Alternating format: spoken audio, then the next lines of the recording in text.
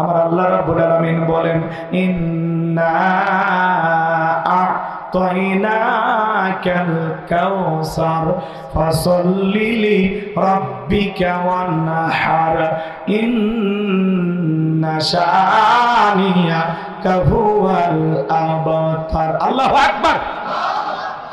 যে কোনো আয়াত বা সূরার তাফসীর করতে হলে কোন প্রেক্ষাপটে কোন সময় আল্লাহ তাআলা তার হাবিবের উপরে সেই সূরাটি বা আয়াতটি নাজিল করেছেন, সেই নাজিলের প্রেক্ষাপট জানা দরকার আছে না? আরবিতে বলা হয় শানি নজুল। যদি শানি নজুল আলোচনা করা হয় তাহলে তাফসীর বুঝতে সহজ হয়। বলুন আল্লাহু আকবার। তাহলে সূরা কাউসার নবীজির উপরে কোন সময় কোন প্রেক্ষাপটে আল্লাহ তাআলা নাজিল করেছেন, সেই নাজিলের সময়কালটা একটু তুলে ধরা দরকার আছে না? আমি কি বলবো? না হলে তাফসীর বুঝবেন না। আর যদি নাজিলের সময়কালটা বলি তাহলে 50% বুঝে ফেলে দেবে। বলবো? কষ্ট হয় নাকি? একটু আমার সাথে তাকবীর দেবেন, স্লোগান দেবেন, কথা বলা একটু সহযোগিতা করবেন। আমার ভাইয়েরা এদিক খেয়াল করেন। তাহলে আল্লাহর হাবিবের উপরে কোন সময় আল্লাহ তাআলা সূরা কাউসার নাজিল করেছেন, আমি যেভাবে ওয়াজ করব যদি একটু মনোযোগ দিয়ে শোনে, এই ওয়াজ আপনি আপনার বউকে শোনাতে পারবেন, এই ওয়াজ আপনি মানুষের কাছে করতে পারবেন। খালি একটু মনোযোগ দেন, কানটা খরগোশের মতো খাড়া করেন, চোখ দুটো আমার দিকে দেন, এদিক খেয়াল করেন। এমন একটি সূরা থেকে আজকে কথা বলবো, যদিও সূরাটি সকলের পরিচিত, কিন্তু কথাগুলো খুবই গুরুত্বপূর্ণ। যদি দিল দিয়ে কথাগুলো বোঝেন মনে হবে যে হুজুর এই কথাগুলো মনে হয় এখনই মিলে গেল, বাস্তবতার সাথে মিলে যাবে ইনশাআল্লাহ। সূরার নাম কাউসার। জোরে বলেন কি না? একটু জোরে বলেন কি না? অনেকেই ভাবতেছেন হুজুর সূরা কাউসার থেকে ওয়াজ করবেন।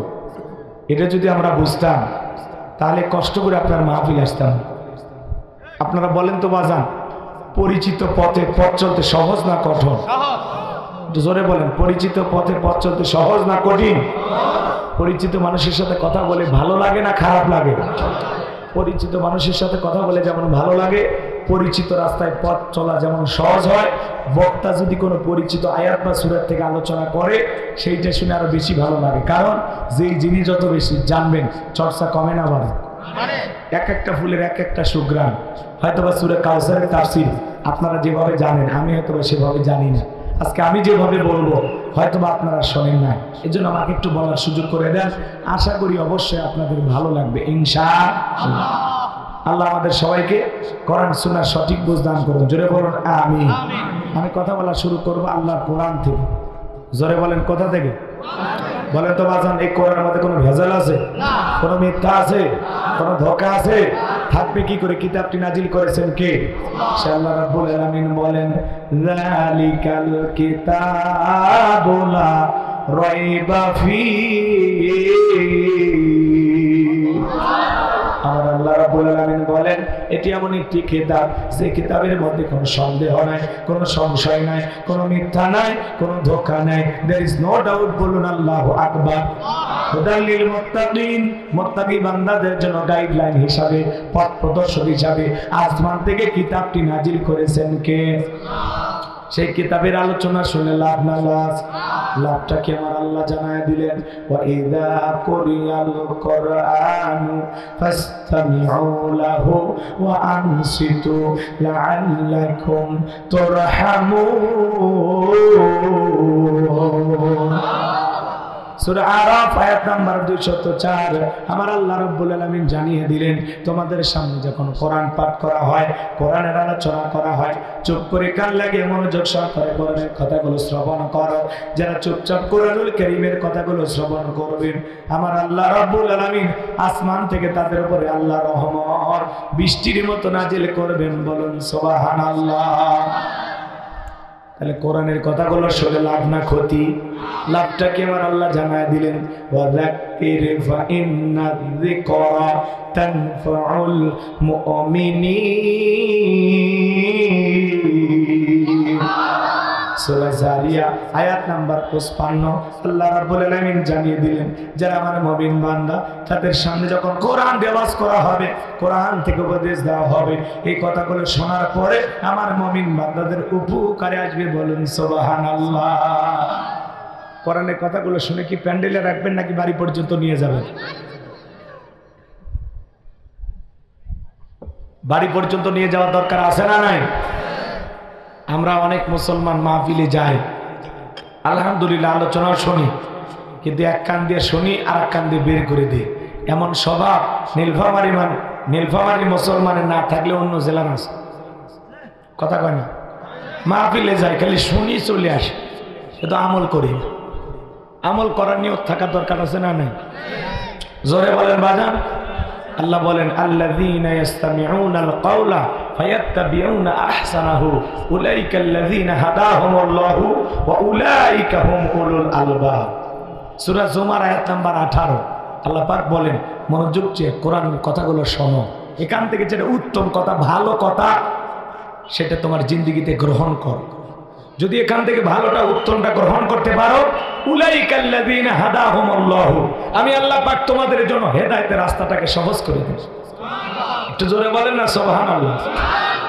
এরপরে আল্লাহ বলেন উলাইকা হুম উলুল আলবাব, কোরআন থেকে তারাই উপদেশ গ্রহণ করে যারা হলো বুদ্ধিমান। আশা করি আপনারা সবাই বুদ্ধিমান। কথা কয় না? আমি যদি বাদ জহর পর্যন্ত আলোচনা করি, আপনারা ধৈর্য নিয়ে শুনবেন তো ইনশাআল্লাহ? কারা কারা শুনবেন না হাত তোলেন। কারা কারা শুনবেন না? আপনারা শুনবেন না? না বুঝে তুলেছেন। সব জায়গায় তালে তালে মিলে বিপদ আছে না? খালি জোশ থাকলে হবে না, জোশের সাথে হুশও থাকা লাগবে। মুসলমান পা ফেলার আগে চিন্তা করবে, আমি পা ফেলায় জান্নাতের রাস্তায় যাচ্ছি নাকি জাহান্নামের রাস্তায়, সব কামানোর জন্য যাচ্ছি নাকি গুনাহ কামানোর জন্য যাচ্ছি। ভাবিয়া করিও কাজ, করিয়া ভাবিও। আজকের এই প্রোগ্রামে ইনশাআল্লাহ আমাকে একটা পর্যন্ত থেকে সহযোগিতা করবেন কারা কারা? দুই হাত তুলে বলেন। থাকবেন তো ইনশাআল্লাহ? আল্লাহ কবুল করুন। জোরে বলুন আমিন। আর একবার জোরে বলেন আমিন। হাত তুলে দেখেছেন যারা, আশা করি ওয়াদা পালন করবেন তারা। কিন্তু মনে রাখবেন, ওয়াদা ভঙ্গ করা কিসের লক্ষণ? মুনাফিকের লক্ষণ। আমার বিশ্বাস ওই দলের একজন এই এলাকায় নাই, মুনাফিক নাই। কথা কয় না? সকালে একটু আলোচনা শুরু করছে তো একটু ঘুম ঘুম ভাব লাগতেছে। মাঝে মাঝে আপনারা একটু জোরে জোরে তাকবীর দিয়ে আমারে বুঝাবেন যে হুজুর এটা ঘুমানোর খাট না, এটা ওয়াজ করার মাঠ। পারবেন তো ইনশাআল্লাহ? একটা তাকবীর দেন, লিল্লাহি তাকবীর। সূরার নাম কাউসার। জোরে বলেন কি নাম? মোট আয়াত আছে 3টি, রুকু আছে 1টি। বিশ্বনবীর মক্কার জিন্দেগিতে এই সূরাটি নাজিল হয়েছে। আমার ভাইয়েরা এদিকে খেয়াল করে শোনেন, কোরআনের কথা আমি বলার জন্য আপনাদের সামনে হাজির হয়েছি। বিশ্বাস করেন বাজান, কোরআনের কথা বলতে গেলে এবং শুনতে হলে উভয়েরই ধৈর্যের প্রয়োজন আছে।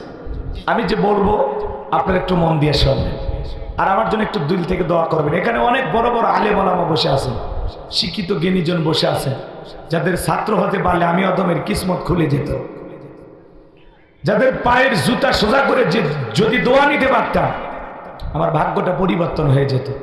এই জন্য আমি উপরে বসে আছি দেখে বড় কিছু ভাববেন না।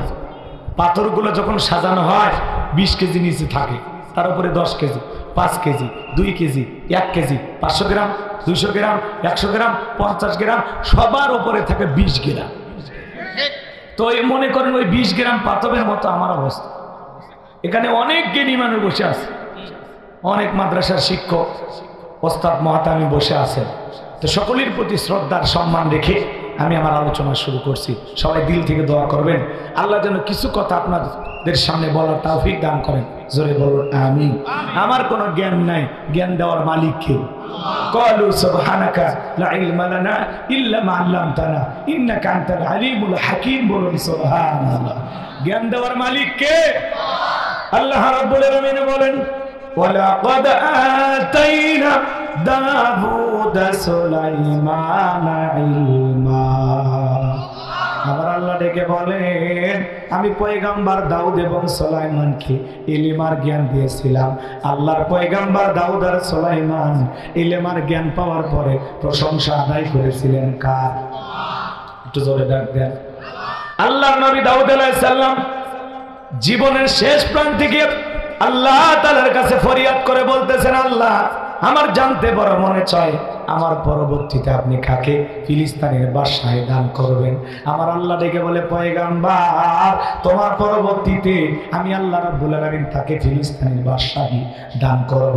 আমার পক্ষ থেকে নিয়ামত এবার একটা সিন্ধুক যাবে, ওই সিন্ধুকের ভিতরে 3টা জিনিস থাকবে।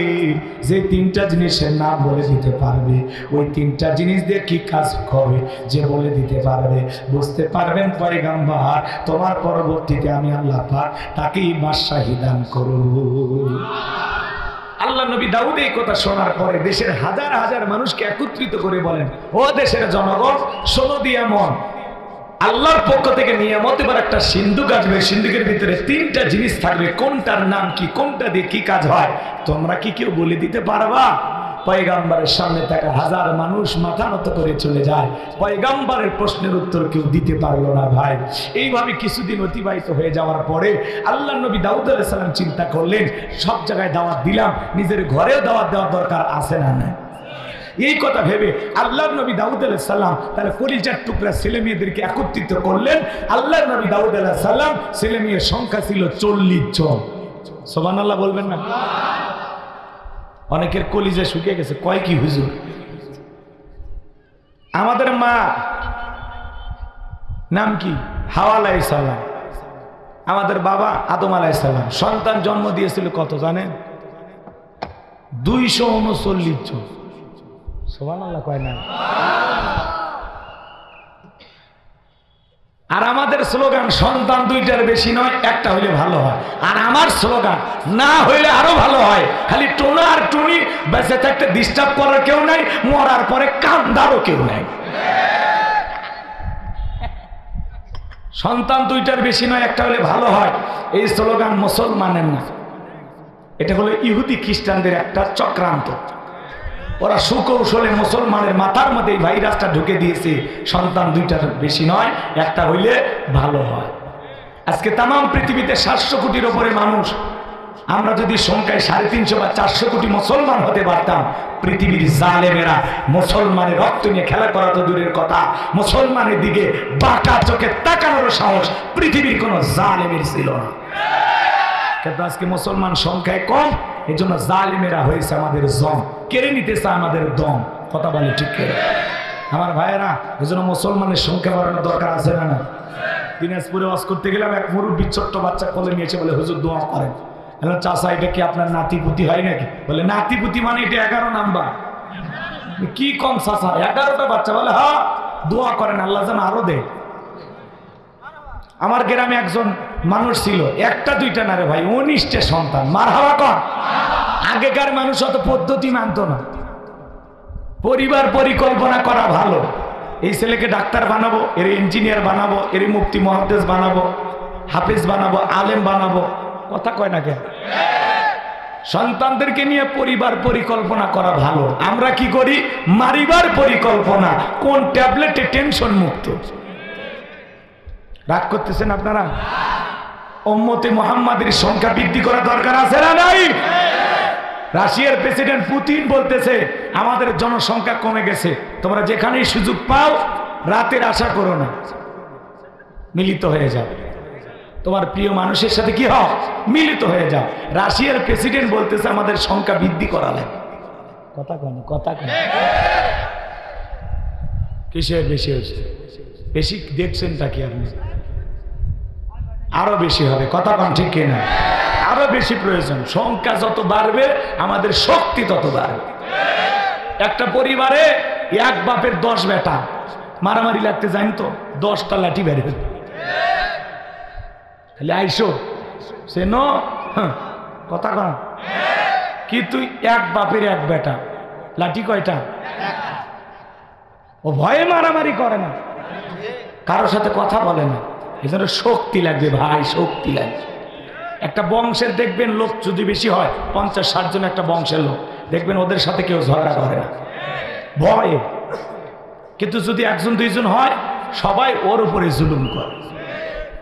এই জন্য মনে রাখবেন, শক্তিশালীদের উপরে কেউ জুলুম করে না, দুর্বলদের উপরে জুলুম করে। কথা কোন ঠিক কিনা? এই জন্য সংখ্যা বাড়ান, রিস্ক নেন জীবনে। যা আছে কপালে, যে কয়টা আল্লাহ দেয়, রিজেকের মালিক কে? পরে বলতেছি। কষ্ট হয় নাকি আপনাদের?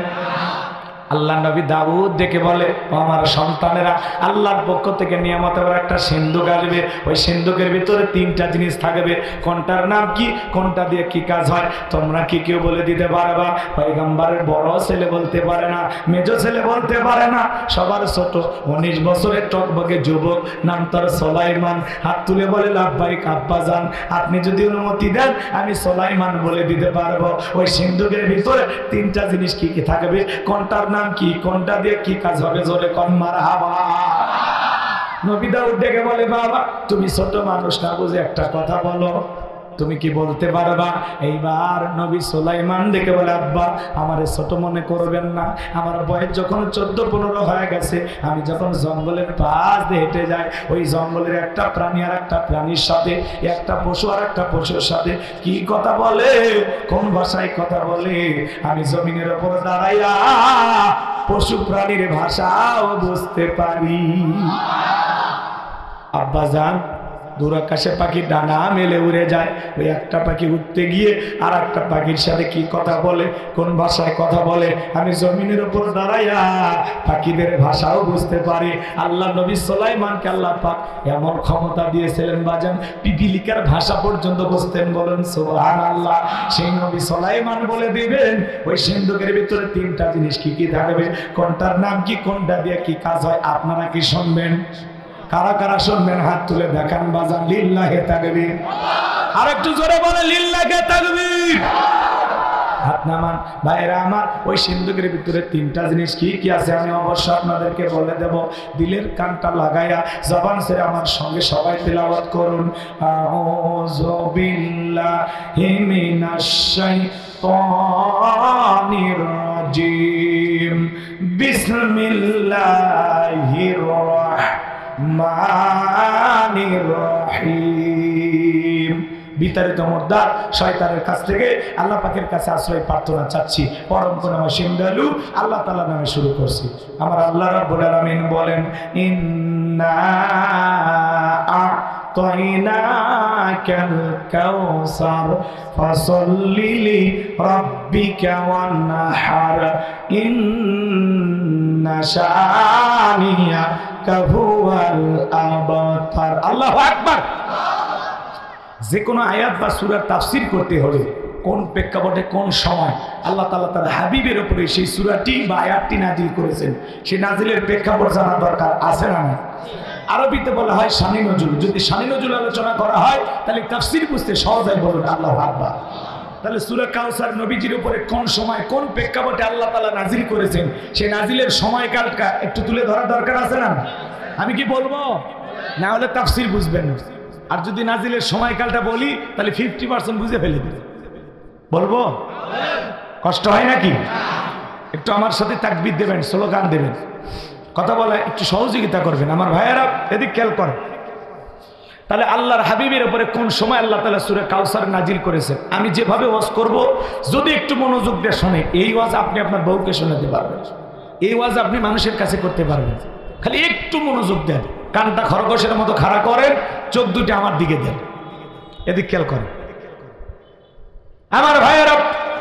বিশ্বনবীর প্রিয় সাহাবী হযরতে আনাস রাদিয়াল্লাহু তাআলা বলেন, নবীজি কাবার হাতিমে হেলান দিয়ে বসা, আমি তাকায় দেখি নবীজির মনটা ভীষণ খারাপ, মুখটা মলিন, চোখের কোনা দিয়ে অশ্রু ঝরতেছে। হযরতে আনাস বলেন, কিছুটা সময় অতিবাহিত হয়ে যাওয়ার পরে আমি তাকায় দেখি আমার নবীজি মুস্কি মুস্কি হাসতেছেন। বলুন সুবহানাল্লাহ। হযরতে আনাস দেখে বলেন, নবী গো, এই মাত্র দেখলাম মনটা খারাপ, মুখটা মলিন, চোখের কোনা দিয়ে অশ্রু ঝরতেছে, আবার কেনই বা আপনি হাসেন? আমার নবী কেন কাঁদেন, কেন হাসেন? এর পিছনে রহস্য আছে না নাই? নবীজির মনটা কেন খারাপ? কারণ হলো নবীজির কলিজার টুকরা ছেলেগুলো জন্ম নেয়, আর একে একে ছেলে সন্তানগুলো মারা যায়। আবুল কাসেম মারা যায়, আবু তাহের মারা যায়, ইব্রাহিম মারা যায়, ছেলেগুলো জন্ম নেয় আর মারা যায়। তাহলে বাবা হিসাবে নবীর মনেও কষ্ট লাগে কি না? আবার এইদিকে নবীজির কাছের চাচা নাম হলো আবুল হাব, দেখে বলে, ভাতিজা তোমার বংশে বাতি জ্বালানো কেউ থাকলো না, তুমি একটা লেজ কাটা, তুমি একটা নির্বংশ। জোরে কর নাউজুবিল্লাহ। আপনারাই বলুন বাজান, বিপদে যখন আমরা পড়বো, কাছের মানুষদের উচিত বিপদের দিনে সান্ত্বনা দেওয়া। আল্লাহ না করুক আপনার আমার সন্তান যদি মারা যায়, কাছের মানুষদের উচিত, বাবা তুমি সবর করো, ধৈর্য ধারণ করো, আল্লাহ সন্তান দিয়েছে, আল্লাহ নিয়েছে, মন খারাপ করো না, বছর না ঘুরতে আল্লাহ চাইলে তোমাদের ঘর আলোকিত করে সন্তান দিতে পারেন, তিনি কে? আরেকটু জোরে বলেন কে? তাহলে কাছের মানুষদের উচিত বিপদের দিনে সান্ত্বনার বাণী শোনানো, সবরের ওয়াজ করা। কিন্তু নবীর চাচা আবু লাহাব এতটাই খারাপ, চিন্তা করেন, আল্লাহ আবু জেলের নামে কোনো সূরা দেয় নাই, কিন্তু আবু লাহাবের নামে সূরা নাজিল করছে। তার মানে আবু জেহেলের চাইতেও আবু লাহাব বেশি খারাপ। কথা কয় না? নবীকে কি বলতেছে? আপনি লেজ কাটা, আপনি নির্বংশ, তোমার বংশে বাতি জানো কেউ থাকলে না, তুমি একটা হাত খুঁড়ি। যদিও রসুলের চারটা কন্যা সন্তান জীবিত ছিল, কিন্তু বিশ্বনবীর ছেলে সন্তানগুলো কেন শিশুকালে মারা গেল? একটা ছেলেও কেন জীবিত থাকলেন না? আমার ভাইয়েরা, অনেক পয়গম্বর সন্তান জীবিত ছিল, কিন্তু বিশ্বনবীর একটা ছেলেও কেন যৌবন পর্যন্ত এই দুনিয়ার জমিনে জীবিত থাকলেন না? আল্লাহ তাআলা কেন তাদেরকে শিশুকালে উঠায় নিলেন? এর পিছনেও রহস্য আছে না নাই? নবীজির উম্মত হিসেবে জানা দরকার আছে না নাই? নবীজির ছেলে সন্তানগুলো শিশুকালে বিদায় নেওয়ার পিছনে কারণ আছে তিনটি। জোরে বলেন কয়টি? নবীজির ছেলে সন্তানগুলো কেন মারা গেল? কি সেই তিনটি রহস্য, কি সেই তিনটি কারণ? কারা কারা শুনবেন? হাত তোলেন তো দেখি। লিল্লাহি তাকবীর। হাত নামা। রসুলের ছেলেগুলো কেন জীবিত থাকলো না? কি সেই তিনটি রহস্য, কি সেই তিনটি কারণ? যদি আমি বলি তাহলে 3 নম্বর আয়াতের আলোচনা করা লাগবে। আমি কি 1 নম্বর আয়াত বাদ দিয়ে 3 নম্বরে যাব, নাকি আস্তে আস্তে শুরু করা যায়? ধৈর্য আছে তো ভাই? নবীর উম্মত হিসেবে জানা লাগবে ভাই, নবীর সম্মান মর্যাদা বুঝি না। এক জায়গায় যা ওয়াজ করলাম, ভাই বলেন তো আমাদের নবীর নাম কি? বলে হুজুর আব্দুল কাদের জিলানী। পীর সাহেবের নাম মুখস্থ আছে, কিন্তু কপাল পোড়া রসুলের নামটা বলতে পারে না, এমনও মানুষ আছে না? আমার ভাইয়েরা, তাহলে নবীজির মনটা কেন খারাপ? কারণ ছেলেগুলো মারা যাচ্ছে, কাফের মানুষদের সমালোচনা। অন্যদিকে সাহাবা ইকরাম যারা ইসলাম ধর্ম গ্রহণ করে, কাফের বেঈমানরা তাদের উপর নির্যাতন জুলুমের স্টিমরোলার চালায়। হযরতে বেলাল তখনও কালেমা পড়ে মুসলমান হন নাই। নবীজি রাতের বেলায় দারুল আরকামে বসা। হযরতে বেলাল বিশ্ব নবীর দরবারে উপস্থিত হয়ে গেলেন। নবীজির চেহারার দিকে তাকাইয়া হযরতে বেলাল দিকে বলেন, নবী গো, আপনার চাইতে সুন্দর মানুষ আমি জীবনে কোনদিন দেখি না। আপনার আমার নবী কতটা সুন্দর ছিলেন জানেন? আহা, হযরত জাবের রাদিয়াল্লাহু তাআলা আনহু বলেন, পূর্ণিমার রাত আমি রাসূলের বাড়িতে গিয়েছিলাম। সেদিন দেখেছিলাম চাঁদ উদয় হয়েছে 2টা, একটা চাঁদ আসমানে আর একটা চাঁদ জমিনে। হযরত জাবের বলেন, আমি একবার আকাশের পূর্ণিমার চাঁদের দিকে তাকাই, আর একবার বিশ্বনবীর চেহারার দিকে তাকাই। হযরত জাবের বলেন, ওই আকাশের পূর্ণিমার চাঁদের চাইতে বিশ্বনবীকে আমার কাছে বেশি সুন্দর মনে হয়। একটু জোরে বলেন সুবহানাল্লাহ। কেমন সুন্দর পয়গম্বর ছিল। আম্মা জান আয়েশা বলেন, যারা ইউসুফ নবীর চেহারার দিকে তাকাইয়া মিশরের নারীরা ফল কাটতে গিয়ে আঙ্গুল কেটে ফেলে দিয়েছিল, ওরা যদি আমার বিশ্ব নবীর চেহারার দিকে তাকাইতো, শুধুমাত্র আঙ্গুল নয়, আঙ্গুল কাটতে কাটতে, হাত কাটতে কাটতে কখন যে নিজের কলিজা কেটে দুফাক করে দিত, মুহূর্তের জন্য টের পাইতো না। আপনার আমার নবী এতটাই সুন্দর।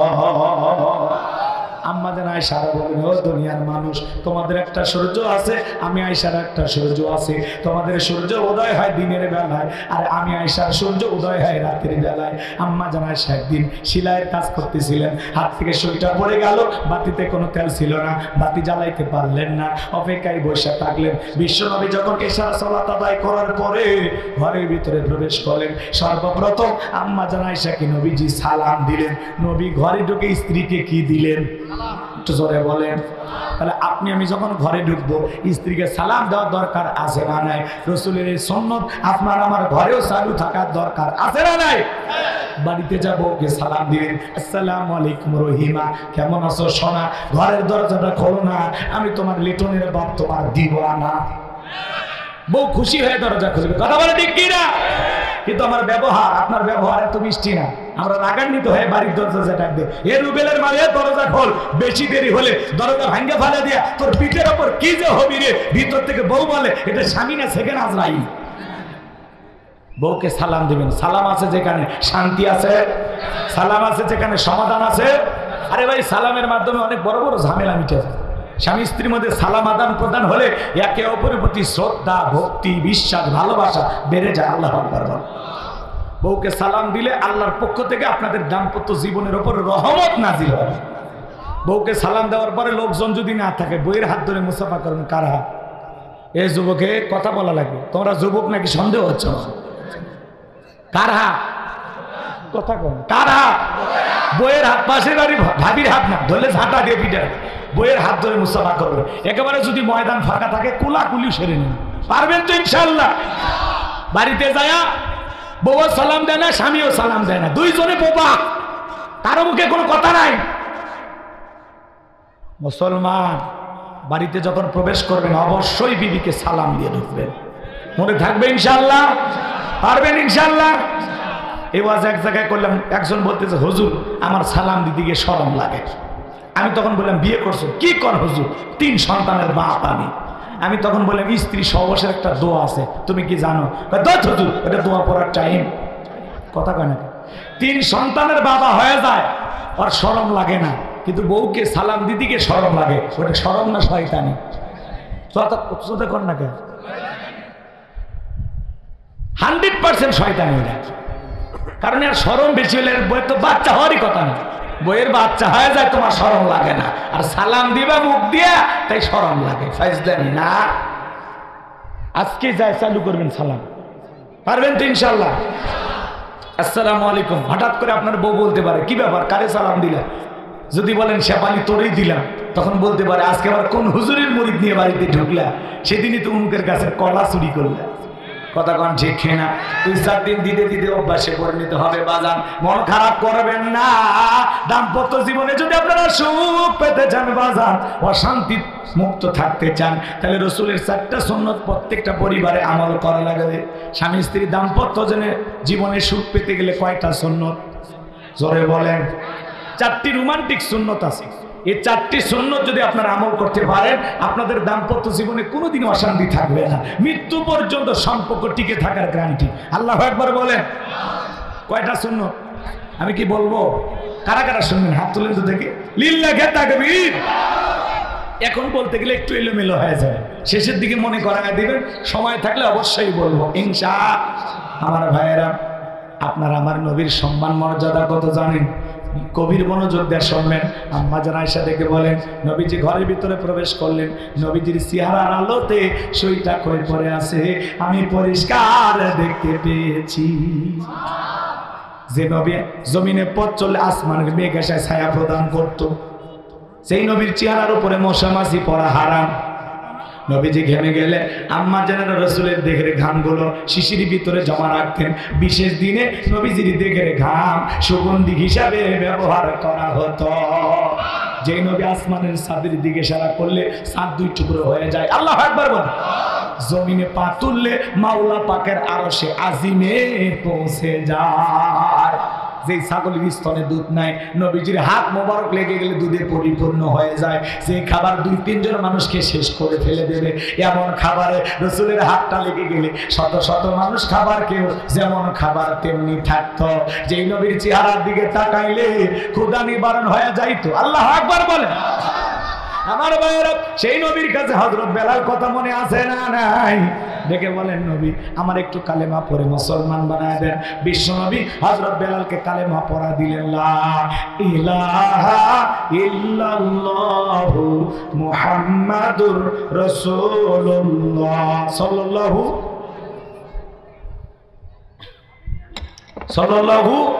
আলাইহি ওয়াসাল্লাম। হযরত বেলাল কালেমা পড়ে মুসলমান হয়ে গেল।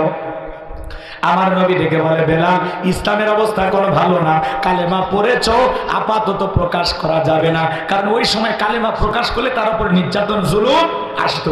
আজও তাম পৃথিবীর দিকে তাকায় দেখেন, ইসলামের অবস্থা খুব একটা ভালো না। আজও তাম পৃথিবীর জালেমরা ঐক্যবদ্ধ হয়েছে ইসলাম আর মুসলমানকে বিদায় করে দেওয়ার জন্য। আজও ফিলিস্তিনি জমিনে মুসলমান রক্ত ঝরে, কাশ্মীরে মুসলমান মার খায়, ভারতে গরুর গোশত খাওয়ার অপরাধে মুসলমানকে হত্যা করা হয়। আজও ইসকনের বিরুদ্ধে একজন আইনজীবী মামলা করার কারণে প্রকাশ্যে দিবালোকে তাকে জবাই করে পিটিয়ে হত্যা করা হয়। কথা বলেন ঠিক না? আমার ভাইয়েরা, আমরা বলতে চাই আমাদের ভাইকে যারা জবাই করে হত্যা করেছে সেই হত্যাকারীদের দৃষ্টান্তমূলক শাস্তি চাই, প্রত্যেকটা আসামির ফাঁসি চাই। কার এত বড় সাহস আমার ভাইকে জবাই করবে? কার এত বড় সাহস? এদের পিছনে কারা? আমরা ইসকন বুঝি না, আমরা কে কি করলো এটা বুঝি না। যারা অপরাধী তাদের শাস্তি চায়। আর ইসকন একটা জঙ্গি সংগঠন, ওরা ধর্ম প্রচারের নামে ওরা কি করতেছে না করতেছে বিষয়টা খতিয়ে দেখার দরকার আছে না? না, এরা কাজের এজেন্ডা বাস্তবায়ন করার জন্য এই দেশে কাজ করতেছে, খতিয়ে দেখার দরকার আছে না? না, ইসকনের একজন প্রভুকে গ্রেফতার করার কারণে ভারত কেন বিবৃতি দেয়? তার মানে বোঝা যায় ইসকনকে পরিকল্পিতভাবে ভারত চালায়। এরা হলো ভারতের পাঁচটা গোলাম। ভারত প্রীতি যদি থাকে ভারতে চলে যান, বাংলাদেশে থাকলে বাংলাদেশ প্রীতি থাকা লাগবে। আমাদের সবার পরিচয় আমরা বাংলাদেশি। একজন মুসলমানের এই জমিনে যতটুকু অধিকার আছে অমুসলিমের ততটুকু অধিকার আছে। আমরা মিলেমিশে গর্ব দেশ, সেইটার নাম বাংলাদেশ। ফাজলামি করার দিন শেষ হয়ে গেছে, কথা বলেন ঠিক কিনা? এই জন্য ভাইয়েরা আমার, যুগে যুগে জুলুম ছিল, আজও আছে, কথা বলে ঠিক কিনা? কিন্তু মনে রাখবেন, নমরুদ ফিরাউনের যেমন পরিণতি, ভালো হয়েছে না খারাপ হয়েছে?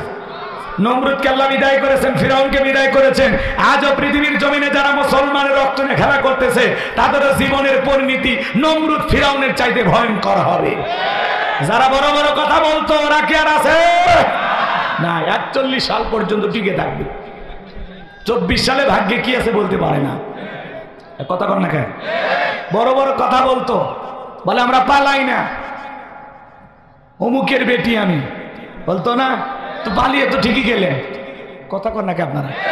আমরা চাইলাম ম্যাডাম খালি পদত্যাগ করেন, পদত্যাগ করে দেশেই থাকতো। আল্লাহ বলে খালি পদত্যাগ না, আমি আল্লাহ ওদেরকে দেশ ত্যাগ করতে বাধ্য করবো। আল্লাহর পাকড়াও বড় কঠিন। আল্লাহ ধরে না, ধরলে আল্লাহ বাপ ডাকারও টাইম দেবে না।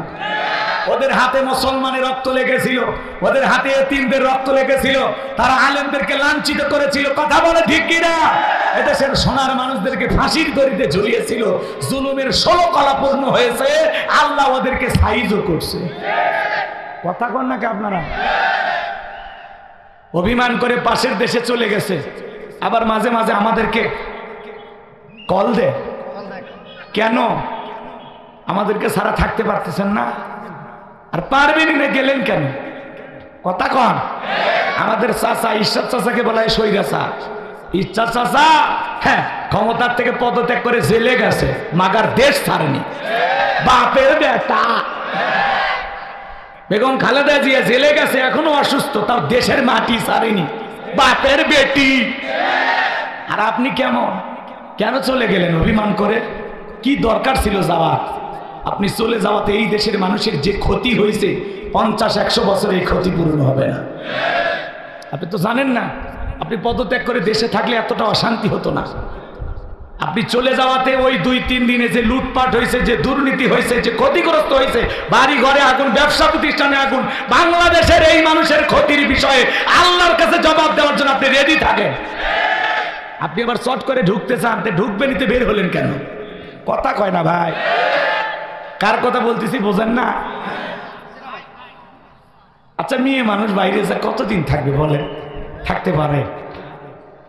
কথা কন নাকি আপনারা?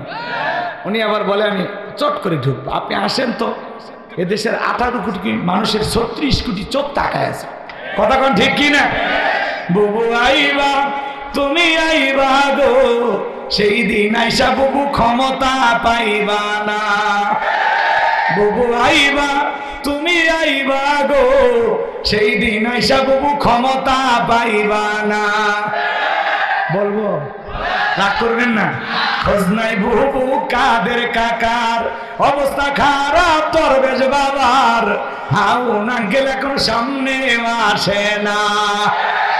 খোঁজ নাই বুবু কাদের কাকার, অবস্থা খারাপ দরবেশ বাবার, হাউন আঙ্কেল এখন সামনে আসে না। নেতা কর্মী সব জেলের ভিতর, আমি আছি ডরের ওপর, কখন জানি আসে গ্রেফতারি পরোয়ানা। বুবু আইবা তুমি আইবা গো, সেই দিন আইসা বুবু ক্ষমতা পাইবা না। ও বুবু আইবা তুমি তুমি আইবা গো, সেই দিন আইসা বুবু ক্ষমতা পাইবা না। ক্ষমতার চেয়ার থেকে নামা সহজ, কিন্তু ওই চেয়ারে ওঠা কঠিন। আর ছিলেন তো 16 বছর, এর আগে 5 বছর 21 বছর ছিলেন, আর কত লাগে? বিধবা মানুষ, কথা কোন ঠিক কিনা? ক্ষমতার লোভ কারে বলে? ক্ষমতা হারিয়ে আজকে তারা পাগল হয়ে গেছে। মাঝে মাঝে কল রেকর্ড ফাঁস হয়, বলে আমি এখনো প্রধানমন্ত্রী, তা আপনি গেলেন কেন? আমি তো এই দুঃখের আছি। ওনার যাওয়া ঠিক হয়নি, কথা কয় না কেন? নেতা হলে জেল জুলুম সব সহ্য করা লাগবে। আপনি নিজের জানটাই বেশি দেখলেন। আপনার কত অনুসারী যারা আপনাকে মমতাময়ী মা বলে ডাকতো, আপনি সন্তানগুলোকে ফেলায় গেলেন, আপনার কোটি কোটি মানুষকে বিপদে ফেলে গেলেন। কথা বলেন না কেন? সেই মায়ের প্রতি যদি মোহাব্বত থাকে, আপনার কিন্তু খবর আছে। এত মায়া কিসে? আপনার কথা ভাবছে? কথা কন, আপনার কথা ভাবলে দেশে থাকতো। এই জন্য খবরদার, আমরা সিদ্ধান্ত নেব আগামীতে আর যাই হোক কোন নারীকে আমরা প্রধানমন্ত্রী বানাবো না। আমেরিকা তাদের 47তম প্রেসিডেন্ট ডোনাল্ড ট্রাম্পের মতো ব্যক্তিকে নেতা বানাইলো, কমলা হ্যারিসকে বানায় নাই। আজ পর্যন্ত আমেরিকাতে কোনো নারী প্রেসিডেন্ট হয় না, কথা বলে ঠিক কিনা? ওরা পৃথিবীর বিভিন্ন দেশকে উস্কে দেয় নারী নেতৃত্বের দিকে, কথা বলে ঠিক কিনা? কিন্তু আমরাও সিদ্ধান্ত নিব আগামীতে আর যাই হোক কোন নারীকে আমরা দেশের প্রধানমন্ত্রী বানাবো না। আগামীতে বাংলাদেশের পুরুষ প্রধানমন্ত্রী চাই। কারা কারা হাত তুলে দেখা? লিল্লাহে তাকবীর। নারীদের দেখা শেষ, সামনে পুরুষের বাংলাদেশ। হাত না মানবে ভাই, নারীদের রাগ জেদ বেশি, বোঝেন না? মাঝে মাঝে রাগের বাড়িতে কি ঝগড়াটা লাগে, রাগ করে হাড়ি বাতিল ভেঙে ফেলে দেয়, স্বামী তুলে আছাড় মারে। এদের রাগ বেশি, জেদ বেশি, অভিমান বেশি। এরা শান্তির জায়গা পেলে জীবন যাবে, ওই জায়গা ছাড়বে না। আর এরা যদি একবার রাগ করে, ওই রাগে জেদে ক্ষোভে পুরো দেশে আগুন লাগাই দেবে। এজন্য খবরদার, সিদ্ধান্ত নেন আগামীতে কোন নারী যেন প্রধানমন্ত্রী না হয়। মা বোনেরা আছে মানে পাগলিরা আমাদের সাথে আছে, একটু অপেক্ষা করেন, ওদের জন্য স্পেশাল কিছু ওয়াজ আছে। মাথার মেমোরিতে সেভ করা, সময় মতো ডাউনলোড দিয়ে শোনা দেবে। যুবক যারা আছো নিরাশ হয় না, তোমাদের জন্য অবশ্যই কিছু বলবো, কারণ তোমাদের দুঃখ আমি ভালো বুঝি। বসেন না ভাই, কোনো কথা হবে না, আরে কথা কম। আপনি কিসে ভয় পাচ্ছেন নাকি? কেউ টাইম আছে কারো? আমরা দুনিয়ার কাউকে ভয় করি না, কথা বলে ঠিক কিনা? যারা জুলুম করেছে, নির্যাতন করেছে, তারা পালিয়ে গেছে, কথা বলে ঠিক কিনা? এই জন্য বুবুর অনুসারী যারা আছেন, সিদ্ধান্ত নেন, বুবুর ভালোবাসা ত্যাগ করেন, কথা কন। সামনে সামনে পুরুষদেরকে মহব্বত করেন। আগামীতে এই দেশের পুরুষ প্রধানমন্ত্রী হবে, চান তো ইনশাল্লাহ? সেটা যেই দলেরই হোক, আমরা পুরুষ চাই। কারণ মেয়ে মানুষকে ক্ষমতা দিয়ে দেখলেন না, ঘর জামাইয়ের মতো ছিলাম, কিচ্ছু বলার উপায় ছিল না। কথা বলার আগে নারী নির্যাতনের মামলা দিত। আজ পর্যন্ত কোন পুরুষ নির্যাতনের মামলা দেখছেন? কোন স্বামী যদি আদালতে মানে থানায় যায় বলতেছে, ভাই গতকালকে আমার বউ আমার পিটাইছে, আপনি একটা আমার বউয়ের নামে নির্যাতনের মামলা নেন, থানার ওসি পর্যন্ত বলবে তোমার বউ তোমারে পিটায়, তুমি কি হিজড়ে নাকি? কথা কন। তার মানে আমরা ঘরের ভিতরে এত নির্যাতন, এত জুলুম সহ্য করতেছি, কিন্তু আমরা প্রকাশ করতে পারি না, লজ্জায়, কথা কন না কে? আচ্ছা, বইয়ের হাতে 2-1জন মার খাচ্ছেন, এরকম পুরুষ নাই? কি কন? অনেক আছে, কিন্তু আমরা লজ্জায় বলি না। হতে পারে আমিও খাইছি, এরকম হতে পারে না চাচা, কিন্তু বলা তো আর যায় না যে আমার বউ আমার চর মারছে, বলতে পারবো? বলা যাবে না। এটা বিশাল লজ্জার বিষয়, কথা কন ঠিক কিনা? ভাইয়ের আমার একটু অপেক্ষা করেন, খারাপ লাগে নাকি? বলবো লিল্লাহে তাকবীর।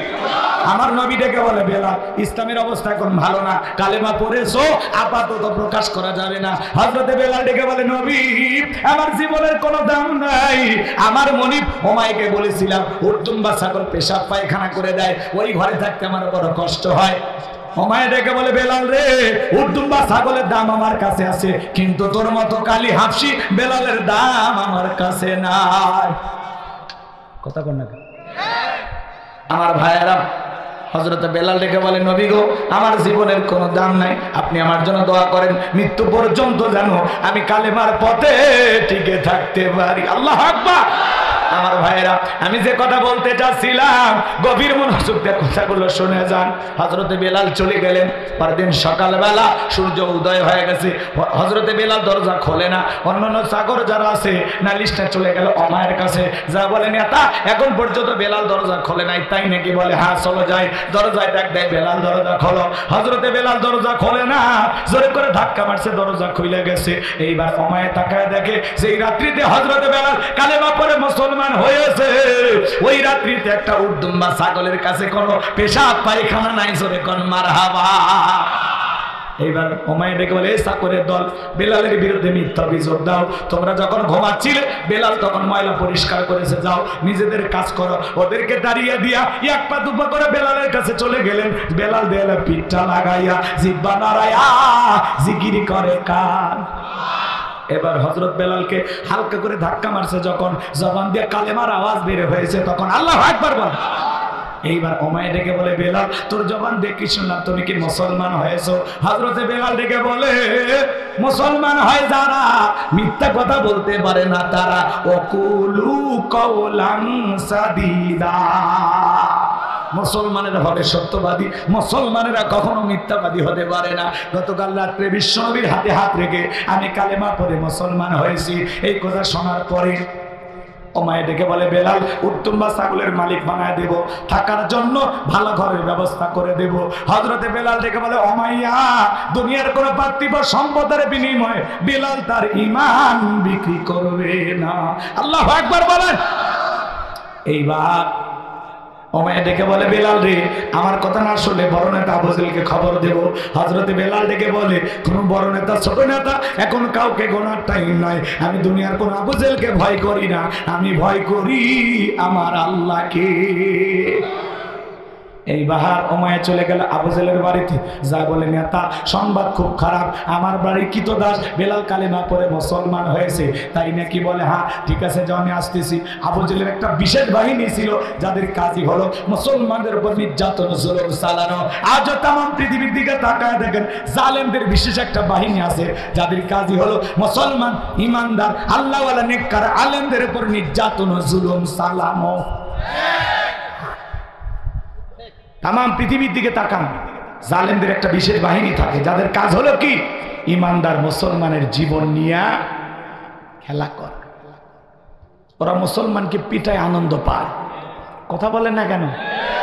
একটু দিল দিয়া কথাগুলো বুঝবেন বাজান। আমি যে কথা বলতে চাচ্ছিলাম, এইবার আবু জেহেল তার সাঙ্গ পাঙ্গ নিয়া উমাইয়ার বাড়িতে হাজির হয়ে গেল। বেলালকে ডেকে বলে, বেলাল এই দিকে আসো, এসব কি শুনছি? তুমি নাকি আব্দুল্লাহর বেটা মুহাম্মদ সাল্লাল্লাহু আলাইহি সাল্লামের কাছে কালেমা পড়ে মুসলমান হয়েছো। হযরতে বেলাল ডেকে বলে, আপনি যা শুনেছেন সত্য, আমি গতকাল রাত্রিতে বিশ্বনবীর হাতে হাত রেখে কালেমা পড়ে মুসলমান হয়েছি। আবু জেহেল ডেকে বলে, বেলাল তুমি যদি চাও উর্দুম্বা ছাগলের মালিক বানায় দেব, থাকার জন্য ভালো ঘরের ব্যবস্থা করে দেব, ব্যবসা বাণিজ্য যদি করতে চাও দেড়হাম টাকা পয়সা যা লাগে দেব।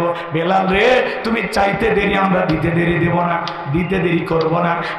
বেলাল আমি আবু জেহেল তোমার পার্সোনাল ভাবে মহাব্বত করি, তুমি শুধু বলো আমার কাছে কি চাও। হযরতে বেলাল দেখে বলে, আবু জেহেল রে দুনিয়ার সব সম্পদ যদি দিতে চাও, দুনিয়ার সব সম্পদ ছাড়তে রাজি, কিন্তু বিশ্বনবীর কালেমা ছাড়তে রাজি নাই। আল্লাহু আকবার। এইবার আবু জেহেল ডেকে বলে, সোজা আঙ্গুলে ঘিউ না উঠলে আঙ্গুলে একটু বাঁকা করা লাগবে। এই কথা বলে যুবকদেরকে লিলটির চাবুক দিয়ে পিটাও। হযরতে বেলালকে চাবুক দিয়ে পিটানো শুরু করো। চাবুক দিয়ে পিটাইতে পিটাইতে কালো চামড়াগুলো ফেটে রক্ত ঝরা শুরু হয়ে গেল। ইসলামের প্রথম মুয়াজ্জিন বেলাল। এরা যত জোরে চাবুক মারে বেলাল তত জোরে আল্লাহর নামের জিকির করে। আবু জেহেলকে বলে, বেলাল চাবুক দিয়ে মারতে মারতে কালো চামড়াগুলো ফেটে রক্ত ঝরতেছে রে বেলাল, তারপরে কি কালেমা ছাড়বি না?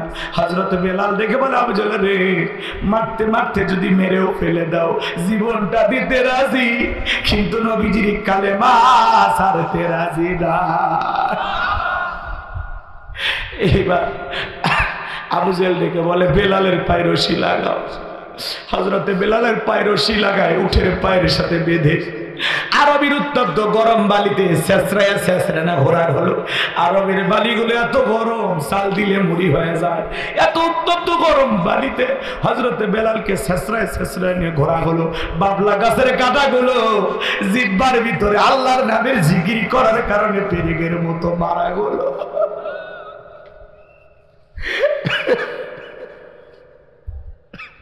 আমার ভাইয়েরা, হযরত বেলালের জিহ্বার ভিতরে পেরেকের মতো বাবলা গাছের কাঁটাগুলো ঢুকাইয়া দেওয়া হলো। হযরত বেলাল তারপরে কষ্ট করে জিহ্বানার আল্লাহর জিকির করে। বিকেল বেলা আবু জেহেল ডেকে বলে, বেলাল, এ বেলাল, চাবুক দিয়ে পিটাইলাম, পাইরসি লাগাই নিয়ে ঘুরলাম, এত নির্যাতন জুলুম করলাম রে বেলাল, তারপরও কি নবী মুহাম্মাদের ধর্ম ত্যাগ করবি না? হযরতে বেলাল ডেকে বলে, আবু জেহেল রে, মারতে মারতে যদি মেরেও ফেলে দাও, বেলালের নিঃশ্বাস থাকবে যতদিন, বেলাল কালেমার পথে টিকে থাকবে ততদিন। আল্লাহু আকবার। এবার আবু জেহেল যুবকদেরকে লেলিয়ে দিল, যাও বড় একটা পাথর নিয়ে এসে বেলালের বুকের উপরে চাপায়া দাও। কয়েকজন যুবক মিলে বিশাল বড় একটা পাথর নিয়ে আসা হযরতে বেলালের বুকের উপরে চাপায়া দিল। আবু জেহেল মনে করলো পাথরের চাপার আঘাতে বেলাল মারা যাবে, এই কথা ভেবে তারা চলে গেল। হযরতে বেলালের বুকের উপরে পাথর, এরপরে জিহ্বা নাড়ায় জিকির করে কার? আরো জোরে বলেন কার? আরে আপনাকে আমাকে তো জিকির করার জন্য কেউ পিটায় না, মারে না, কিন্তু আমরা কপাল পরা আল্লাহর নামের জিকির করতে পারি না। কথা কর নাকি আপনারা? কষ্ট পাইছেন আপনারা? ভাইরা আমার, জিকির করার জন্য আলাদা সময় লাগে না। হাঁটতে হাঁটতে জিকির করা যায়, চলতে ফিরতে জিকির করা যায়, মাঠে কাজ করতে করতে জিকির করা যায়, দোকানদারি করতে করতে জিকির করা যায়। সব সময় জবানে জিকির চালু রাখবেন কার? হাদিস শরীফের ভিতরে আছে, যার জিহ্বাটা আল্লাহর জিকিরে তরুতাজা থাকে, আল্লাহর জিকির করতে করতে যার জিহ্বাটা ভিজা থাকে, ওই জিহ্বাওয়ালা মানুষ কোনোদিন জাহান্নামের আগুনে জ্বলবে না। একটু জোরে বলেন না সুবহানাল্লাহ। আল্লাহ বলেন, ফাযকুরুনি আযকুরুকুম ওয়াশকুরুলি ওয়ালা তাকফুরুন। বান্দারে, তোমরা আমারে স্মরণ করো, আমি আল্লাহও তোমাদেরকে স্মরণ করব। কৃতজ্ঞতা প্রকাশ করো, অকৃতজ্ঞ হয়ো না। হযরতে বেলালের বুকের উপরে বিশাল বড় পাথর নিয়ে যদি আল্লাহর জিকির করতে পারে বাজার, আমরা কি চলতে ফিরতে আল্লাহর জিকির করতে পারবো না? সব সময় জবানে জিকির করব, সুবহানাল্লাহ সুবহানাল্লাহ, আলহামদুলিল্লাহ আলহামদুলিল্লাহ, আল্লাহু আকবার আল্লাহু আকবার, লা ইলাহা ইল্লাল্লাহ লা ইলাহা ইল্লাল্লাহ। পারবেন তো ইনশাআল্লাহ? সুবহানাল্লাহ আলহামদুলিল্লাহ লা ইলাহা ইল্লাল্লাহ, সুবহানাল্লাহি বিহামদিহি সুবহানাল্লাহিল আযীম। জবানে হালকা, মিজানের পাল্লায় ওজন অনেক বেশি। সুবহানাল্লাহ বল। যুবক, তোমরা যদি পারো রাস্তার গাছে গাছে বিদ্যুতের খুঁটিতে খুঁটিতে এই কথাগুলো লিখে রাখবা। সুবহানাল্লাহ আলহামদুলিল্লাহ আল্লাহু আকবার আস্তাগফিরুল্লাহ। পারবা না লিখতে? যত মানুষের নজর পড়বে, আল্লাহকে স্মরণ করবে, তত মানুষের সব তোমাদের আমলনামাতে আল্লাহ পৌঁছায় দেবে। ভালো কাজ করতে হবে। রাস্তার বিভিন্ন জায়গায় নায়ক নায়িকার ছবি আছে, সিনেমার পোস্টার আছে, আজে বাজে জিনিসের দিকে তাকালে গুনাহ হয়। আর এরকম রাস্তাঘাটে যদি আমরা এগুলো লিখে রাখতে পারি, তাহলে আপনারা আমার আমলনামায় সব দান করবেন কে? আচ্ছা, কোনো কারণে কি কষ্ট পাচ্ছেন আপনারা? ভালো লাগে না? দোয়া করব, চলবে চলবে। তাকবীর দা লিল্লাহি তাকবীর। আমার ভাইয়েরা, হযরতে বেলাল বুকের উপরে বিশাল বড় পাথর নিয়ে ডেকে বলেন, আল্লাহ তুমি তো সেই আল্লাহ, ইব্রাহিমের জন্য যদি নমরুদের আগুনকে ফুলের বাগান বানাই দিতে পারো, আল্লাহ তুমি কি পারো না আমি বেলালের বুকের উপরে পাথরটাকে তুলার মতো নরম বানায় দিতে? হযরতে বেলাল দোয়া করতে দেরি, আসমানের মালিক আল্লাহ দোয়া কবুল করতে দেরি করে নাই। চিৎকারে মেরে বলুন সুবহানাল্লাহ। হযরতে বেলালের নিঃশ্বাসের সাথে পাথর ওঠে আর নামে। আল্লাহু আকবার বলেন।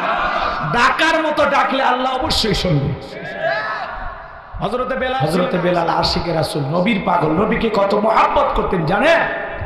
বিশ্বনবী যখন মক্কা নগরীতে পথ চলতো, হযরত বেলাল একবার ডানে যায় একবার বামে যায়।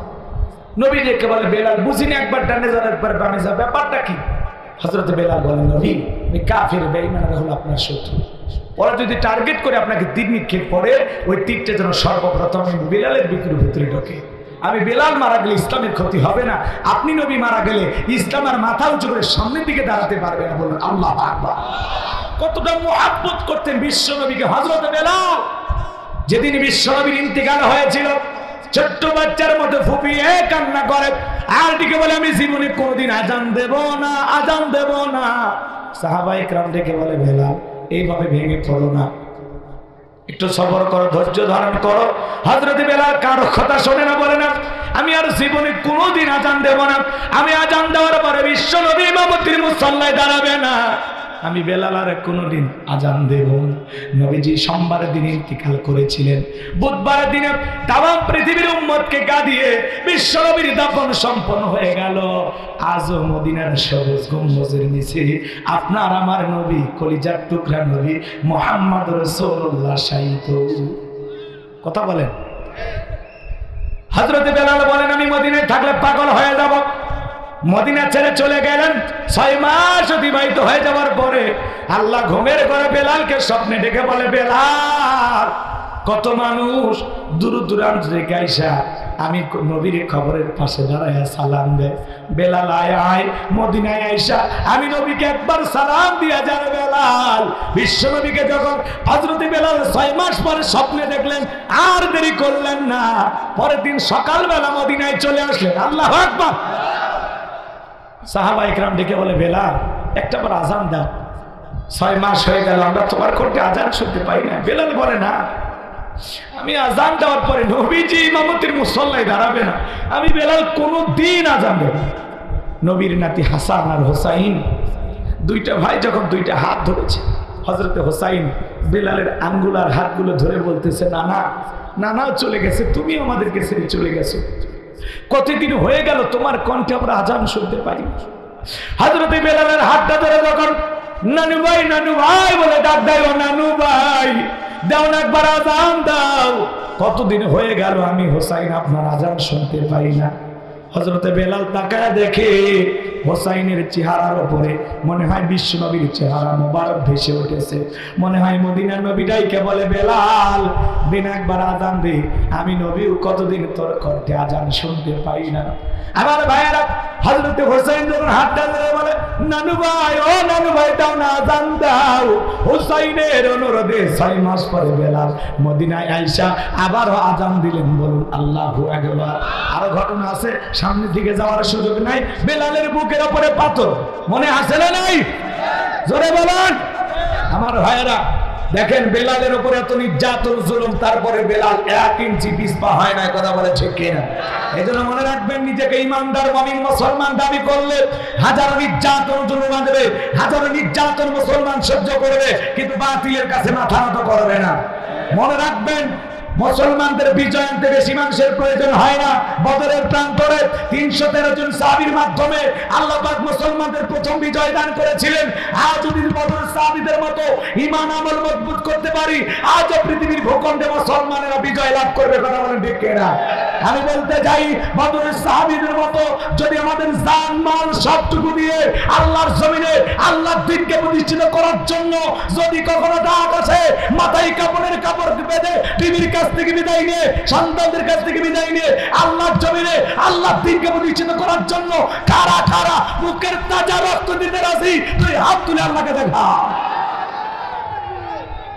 ইল্লাকে তাকবীর, ইল্লাকে তাকবীর। হাত টান টান করে তোলেন। মুসলমান বীরের জাতি, কাপুরুষের জাতি নয়। মুসলমান মাথা উঁচু করে বেঁচে থাকার জাতি, মাথা নিচু করে বেঁচে থাকার জাতি নয়। হাত সোজা করেন, 2 হাত টান টান করে তোলেন। মাঝে আমি আর সহ্য করতে পারি না, যাও যাও তুমি আমার বেলালের জন্য একটা কিছু করো। হযরত আবু বকর সিদ্দিক রাদিয়াল্লাহু তাআলা কয়েক গুণ দাম বেশি দিয়া গোলামীর জীবন থেকে হযরত বেলালকে আজাদ করলেন, মুক্ত করলেন। বলুন আল্লাহু আকবার। একদিকে সন্তান হারানোর ব্যথা, অন্যদিকে সাহাবায়ে কেরামদের উপর নির্যাতন জুলুম। এইজন্য নবীজির মনটা ভীষণ খারাপ। নবীর যখন মন খারাপ, নবীকে সান্ত্বনা দেওয়ার দায়িত্ব কার? আমার ভাইয়েরা, নবী যখন মন খারাপ, নবীকে সান্ত্বনা দেওয়ার দায়িত্ব কার? আল্লাহ রাব্বুল আলামিন জিবরাইলকে ডেকে বলেন, জিবরাইল আমার বন্ধুর মা নাই, বাবা নাই, আমি ছাড়া আমার বন্ধুর কেউ নাই রে। হে জিবরাইল আর করিস না দেরি, আমার বন্ধুর মনটা হয়েছে ভারী, আমি আল্লাহ সইতে নাহি পারি। লাহু মাহফুজ থেকে সূরা কাউসার নিয়ে যায় আমার বন্ধুর উপরে নাজিল কর তাড়াতাড়ি। আল্লাহু আকবার। আমার নবী ডেকে বলেন, আনাস আমার মনটা কেন খারাপ তোমরা জানো, কিন্তু আমার মুস্কি হাসি দেওয়ার কারণটা কি? এই মাত্র আসমান থেকে জিবরাইল এসে আমার উপরে সূরা কাউসার নাজিল করলো। বিশ্ব নবী তখন সাহাবায়ে কেরামদের সামনে তেলাওয়াত করলেন, ইন্না আ'তাইনাকাল কাউসার ফাসাল্লি লিরাব্বিকা ওয়ানহার ইন্না শানিয়াকা হুয়াল আবতার। আল্লাহু আকবার।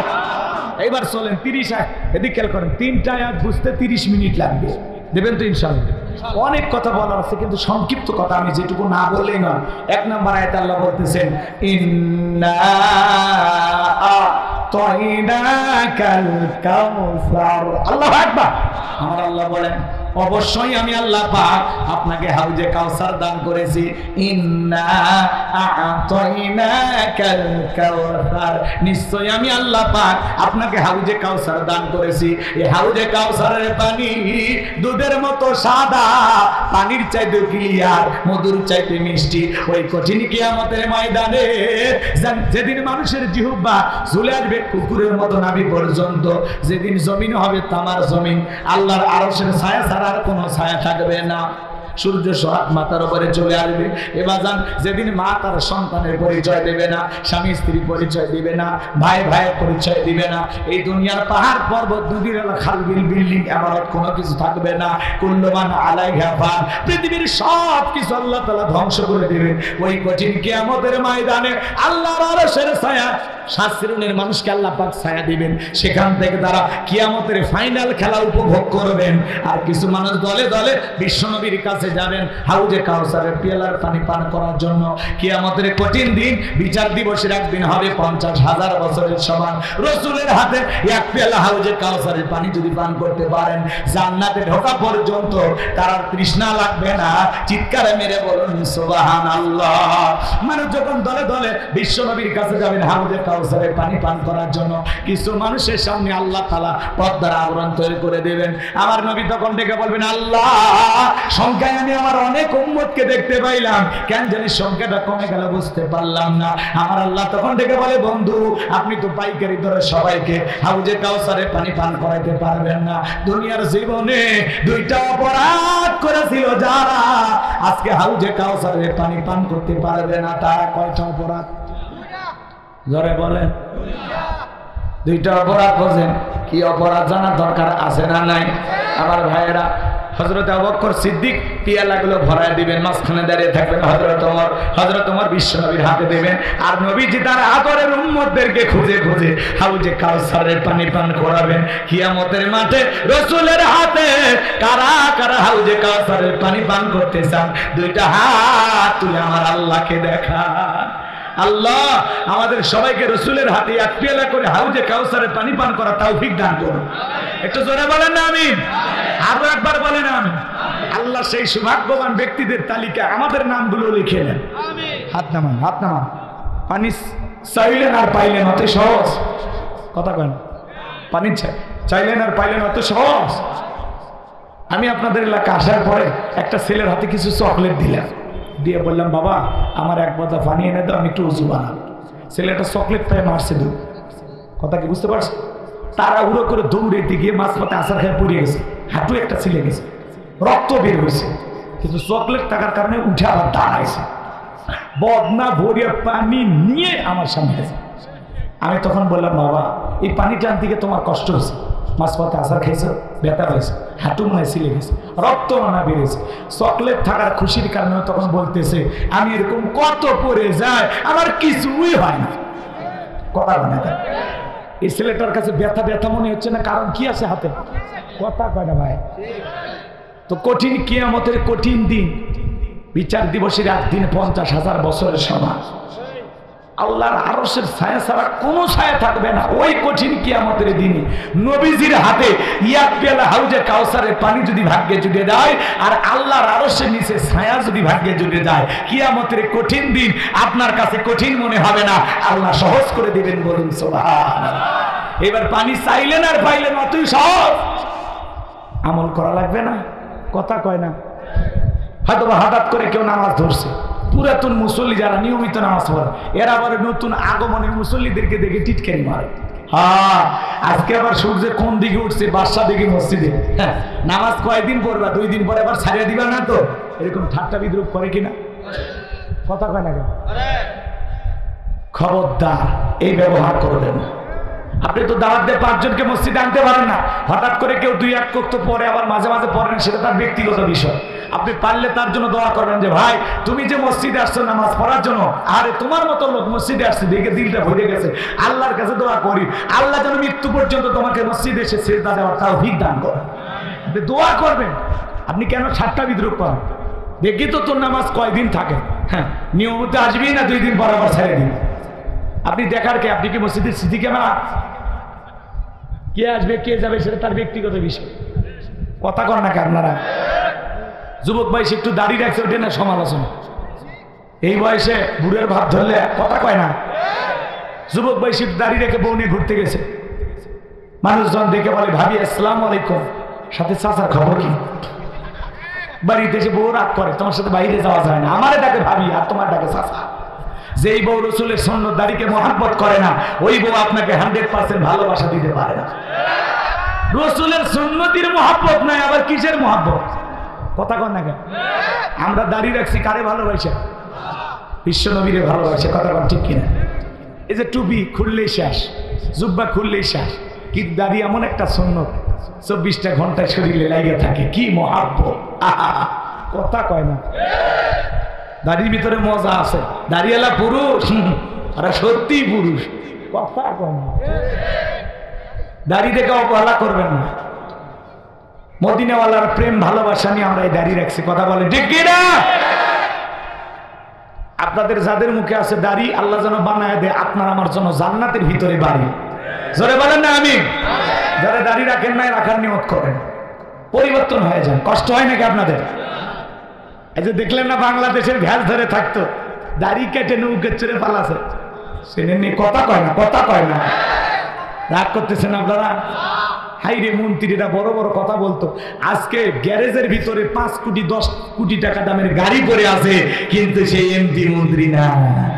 ব্যাংকের অ্যাকাউন্টে হাজার হাজার কোটি টাকা আছে, কিন্তু ওরা নাই, কথা বলে।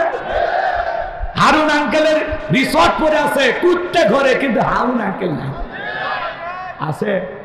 এমপি মন্ত্রীরা বড় বড় কথা বলতো, ক্ষমতার দাম্ভিকতা দেখায়, তোরা আছে। ওদের ক্ষমতা চূর্ণ বিচূর্ণ করে দিয়েছেন কে? আজকে এতিম অসহায়ের মতো জেলখানা, কথা কন না। মন্ত্রীরা সব কোথায় গেল, এমপিরা সব কোথায় গেল, কোথায় কাদের কাকা? ওদের সারা দেশটা বড় লাগে ফাঁকা ফাঁকা, পালাবো না।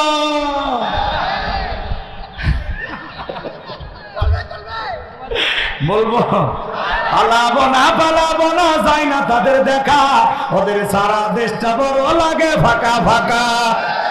আইন মন্ত্রী আটকে গেল আইনেরই ফাঁকে, দাড়ি সারা দরবেশটারে ভণ্ড ভণ্ড লাগে।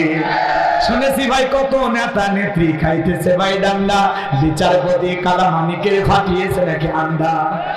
এটা আমার খবর না, মিডিয়ার খবর। এই বিচারপতি মানিক আল্লামা সাইদি হুজুরকে মৃত্যুদণ্ডের রায় দিয়েছিল। আমরা বলতে চাই ওই একই ট্রাইব্যুনাল বিচারপতি মানিককে মৃত্যুদণ্ডের রায় দিতে হবে। এই বিচারপতি মানে 116 জন আলেমের তালিকা করে দুদকের কাছে জমা দিয়েছিল। আমার মতো গাইবান্দার বক্তার রোল নাম্বার ছিল 23। আপনারা চেনেন না? ওরা চেনে, মাল রাখি, কথা কন। রাগ করতেছেন নাকি আপনারা? যারা আলেমদের তালিকা করেছিল আজকে তালিকা ছাড়াই ভিতরে ঢুকছে, আর আমাদের তালিকা করছে আমরা এখনো বাইরে, কথা কন না কেন?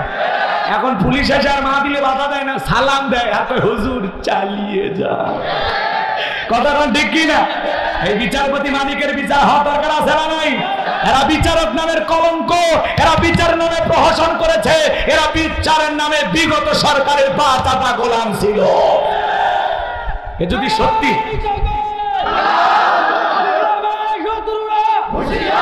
এই বিচারপতিরা যদি সত্যি ভালো বিচার করত তাহলে দুনিয়ার কাঠগড়া এদেরকে দাঁড় করানো লাগতো। তার মানে এরা জুলুম করেছে, অবিচার করেছে, এই জন্য দুনিয়ার কাঠগড়া আল্লাহ তাদেরকে দাঁড় করিয়েছে। ফলকের ঝলক গেল, ফলকের ঝলক গেল, থামিয়ে নেটের চাকা, ওদের সারা দেশটা বড় লাগে ফাঁকা ফাঁকা। কোথায় গেল সংসদেতে মমতাজের গান, কোথায় গেল হযরত বলার স্বামী ওসমান। মাইক পেলে বলতো খেলা হবে, খেলা হবে। আজকে মাঠ করে আছে কিন্তু স্বামী ওসমানের মতো খেলোয়াড় নাই। বাজান অনেক কথা বলার ছিল কিন্তু সময় বড় কম, ওইদিকে আমি আর যেতে যাচ্ছি না। কষ্ট হয় নাকি আপনাদের? যে কথা বলতে চাচ্ছিলাম বাজান, আউজে কাউসারের পানি পান করতে গেলে কাজ করতে হবে দুইটি। জোরে বলেন কয়টি? দুইটা আঙ্গুল দেখা বলেন কাজ করতে হবে কয়টি? আর জোরে, জোরে হলো না। অভ্যাস করে নেন, সামনে মিছিল করা লাগবে। 16 বছর মিছিল করতে পারেন, এইবার মিছিল করা লাগবে। আরে আমি যখন মাদ্রাসায় পড়তাম এক বিস্কুট খাওয়ার জন্য মিছিল করতাম। কথা কয় না ছোটবেলা তখন তো পিচ্ছি, হাফ প্যান্ট পরে ঘুরি, বুঝেননি? একেবারে পিচ্ছি। আম মার্কা জাম মার্কা কত মার্কার মিছিল করতাম। মিছিল শেষে একটু বিস্কুট খাওয়াইতো, তাহলে মুন্টু সল্টেস। কথা কয় না কেন? হ্যাঁ ছিল না? আগে আমাদের এলাকায় সোমবার আর শুক্রবারে হাট হইতো। আব্বাই 2 হাট থেকে বিস্কুট নিয়ে আসতো। আমরা সকালবেলা ভাই বোন 6 জন অপেক্ষায় বসে থাকতাম। মা ওইটা আবার ভাগ বেটাকে গুনতো, প্যাকেটে কয়টা আছে আমার ছেলে মেয়ে কয়টা, ওইটা গুনতো, গুইনা ভাগ বসায় দিত। কি দিন ছিল, কি শান্তি সুখ। কথা বলে যদিও একটু দারিদ্রতা অভাব অনাটন ছিল কিন্তু ভালোবাসাটা ছিল, একটা আলাদা তৃপ্তি ছিল। কথা কন ঠিক কিনা? আরে আগেকার মানুষের কত অভাব অনাটন গেছে, গমের রুটি বানায়া এগুলো পিস পিস করে ভাগ করে দিত। আমার বাবা তো একজন শ্রমিক, মাঠে কাজ করতেন। আমি কৃষকের সন্তান, গর্ব করার কিছুই নাই। আমার বাবা মা অনেক কষ্ট করে আমার পড়াশোনা করেছে। আমি বাড়ি থেকে প্রায় 7-8 কিলোমিটার দূরে থাকতাম। আমার বাবা বাড়িতে কোনো কিছু ভালো রান্না হলে এই 7-8 কিলোমিটার হাইটে ওই ভালো খাবার আমার মুখে তুলে দিয়েছে। কি ভালোবাসা! আজকে তারা বেঁচে আছে, আমিও তাদেরকে অনেক ভালোবাসি। আল্লাহ যেন আমার মা বাবাকে সুস্থতার সহিত নিয়ে খায়ের দান করে। জোরে বলেন আমি। কয়েকদিন আগে আমার মায়ের অনেক বড় একটা দুর্ঘটনা ঘটে। এই যে মাজায় থাকা একটা গুটি, এটা ভেঙে গেছে। ডাক্তার দিকে অপারেশন কইরা আলহামদুলিল্লাহ কিছুটা সুস্থ হয়েছে। একটু দোয়া করবেন। মা বাবা যে কত বড় নিয়ামত, আহা, যাদের চেহারার দিকে তাকাইলে কেন জানি দুনিয়ার সব কষ্ট ভুলে যায়। কথা কোন ঠিক কিনা? সবাই তো জ্বালা দেয়, কষ্ট দেয়, ব্যথা দেয়, কিন্তু এই দুইটা মানুষ কখনো সন্তানের প্রতি জুলুম করে না। নিঃস্বার্থভাবে মৃত্যু পর্যন্ত সন্তানদেরকে ভালোবাসে, বুকে আগলায় রাখে। কথা বলে ঠিক কিনা? জীবনে যত সমস্যায় পড়েন মা বাবার কাছে দোয়া নেন, তকদির খুলে যাবে। যুবক, হে যুবক, মনে রাখবা মা বাবার দোয়া কখনো বিফলে যায় না। মা বাবার দোয়া কখনো মালিক ফেরত দেয় না। বুলেট মারলে বুলেট মিস হতে পারে, কিন্তু মায়ের দোয়া কখনো মিস হতে পারে না। মা দোয়া করলেও কবুল, বদ দোয়া করলেও কবুল। সেই মা বাবার মনে আমরা কখনো কষ্ট দেব না। মনে থাকবে তো ইনশাআল্লাহ, মনে থাকবে তো ইনশাআল্লাহ। আল্লাহ আমার যুব সমাজকে পিতা মাতার খেদমত করার জন্য তৌফিক দান করুন। জোরে বলুন আমিন। কষ্ট হয় আপনাদের? মাজান গো আমার তাহলে কাজ করতে হবে দুইটি। আল্লাহ পাক সেটা 2 নাম্বার আয়াতে জানিয়ে দিলেন। জবান ছেড়ে সবাই বলুন ফাসাল্লি রাব্বিকা ওয়ানহার। বলেন ফাসাল্লি রাব্বিকা ওয়ানহার। 1 নাম্বার হলো রবির উদ্দেশ্যে সালাত আদায় করা লাগবে। নামাজ হবে কার জন্য? ফাসাল্লি রাব্বিকা ওয়ানহার। 1 নাম্বার হলো রবির উদ্দেশ্যে সালাত। ফাসাল্লি রাব্বিকা, রবির উদ্দেশ্যে সালাত। নামাজ হবে একমাত্র কার জন্য? قل إن صلاتي ونسكي ومحياي ومماتي لله رب العالمين। সূরা আনআম আয়াত নাম্বার 162। আল্লাহ তাআলা জানিয়ে দিলেন নবীজি আপনি বলুন আমার নামাজ, আমার কুরবানি, আমার জীবন, আমার মরণ লিল্লাহি রাব্বিল আলামিন, আসমান জমিনের প্রতিপালকের জন্য। তাহলে মুমিন জীবনের সব ইবাদত হবে একমাত্র আল্লাহ তাআলাকে রাজি খুশি করার জন্য। কথা বলেন ঠিক কিনা? তাহলে ফাসল্লি লিরাব্বিকা, রবের উদ্দেশ্যে সালাত, নামাজ হবে একমাত্র আল্লাহর জন্য। আমাদের সমাজে আছে নামাজ আছে, নামাজি আছে 5 রকমের, বলার সময় নাই। একটা হলো 5-এর নামাজি, একটা হলো 7-এর নামাজি, একটা ঠাটের নামাজি, একটা খাটের নামাজি, আর একটা হলো ভোটের নামাজি। 5 ওয়াক্ত যারা সালাত আদায় করে এরা হলো সত্যিকারী খাঁটি আল্লাহর নির্ভেজাল মুমিন বান্দা।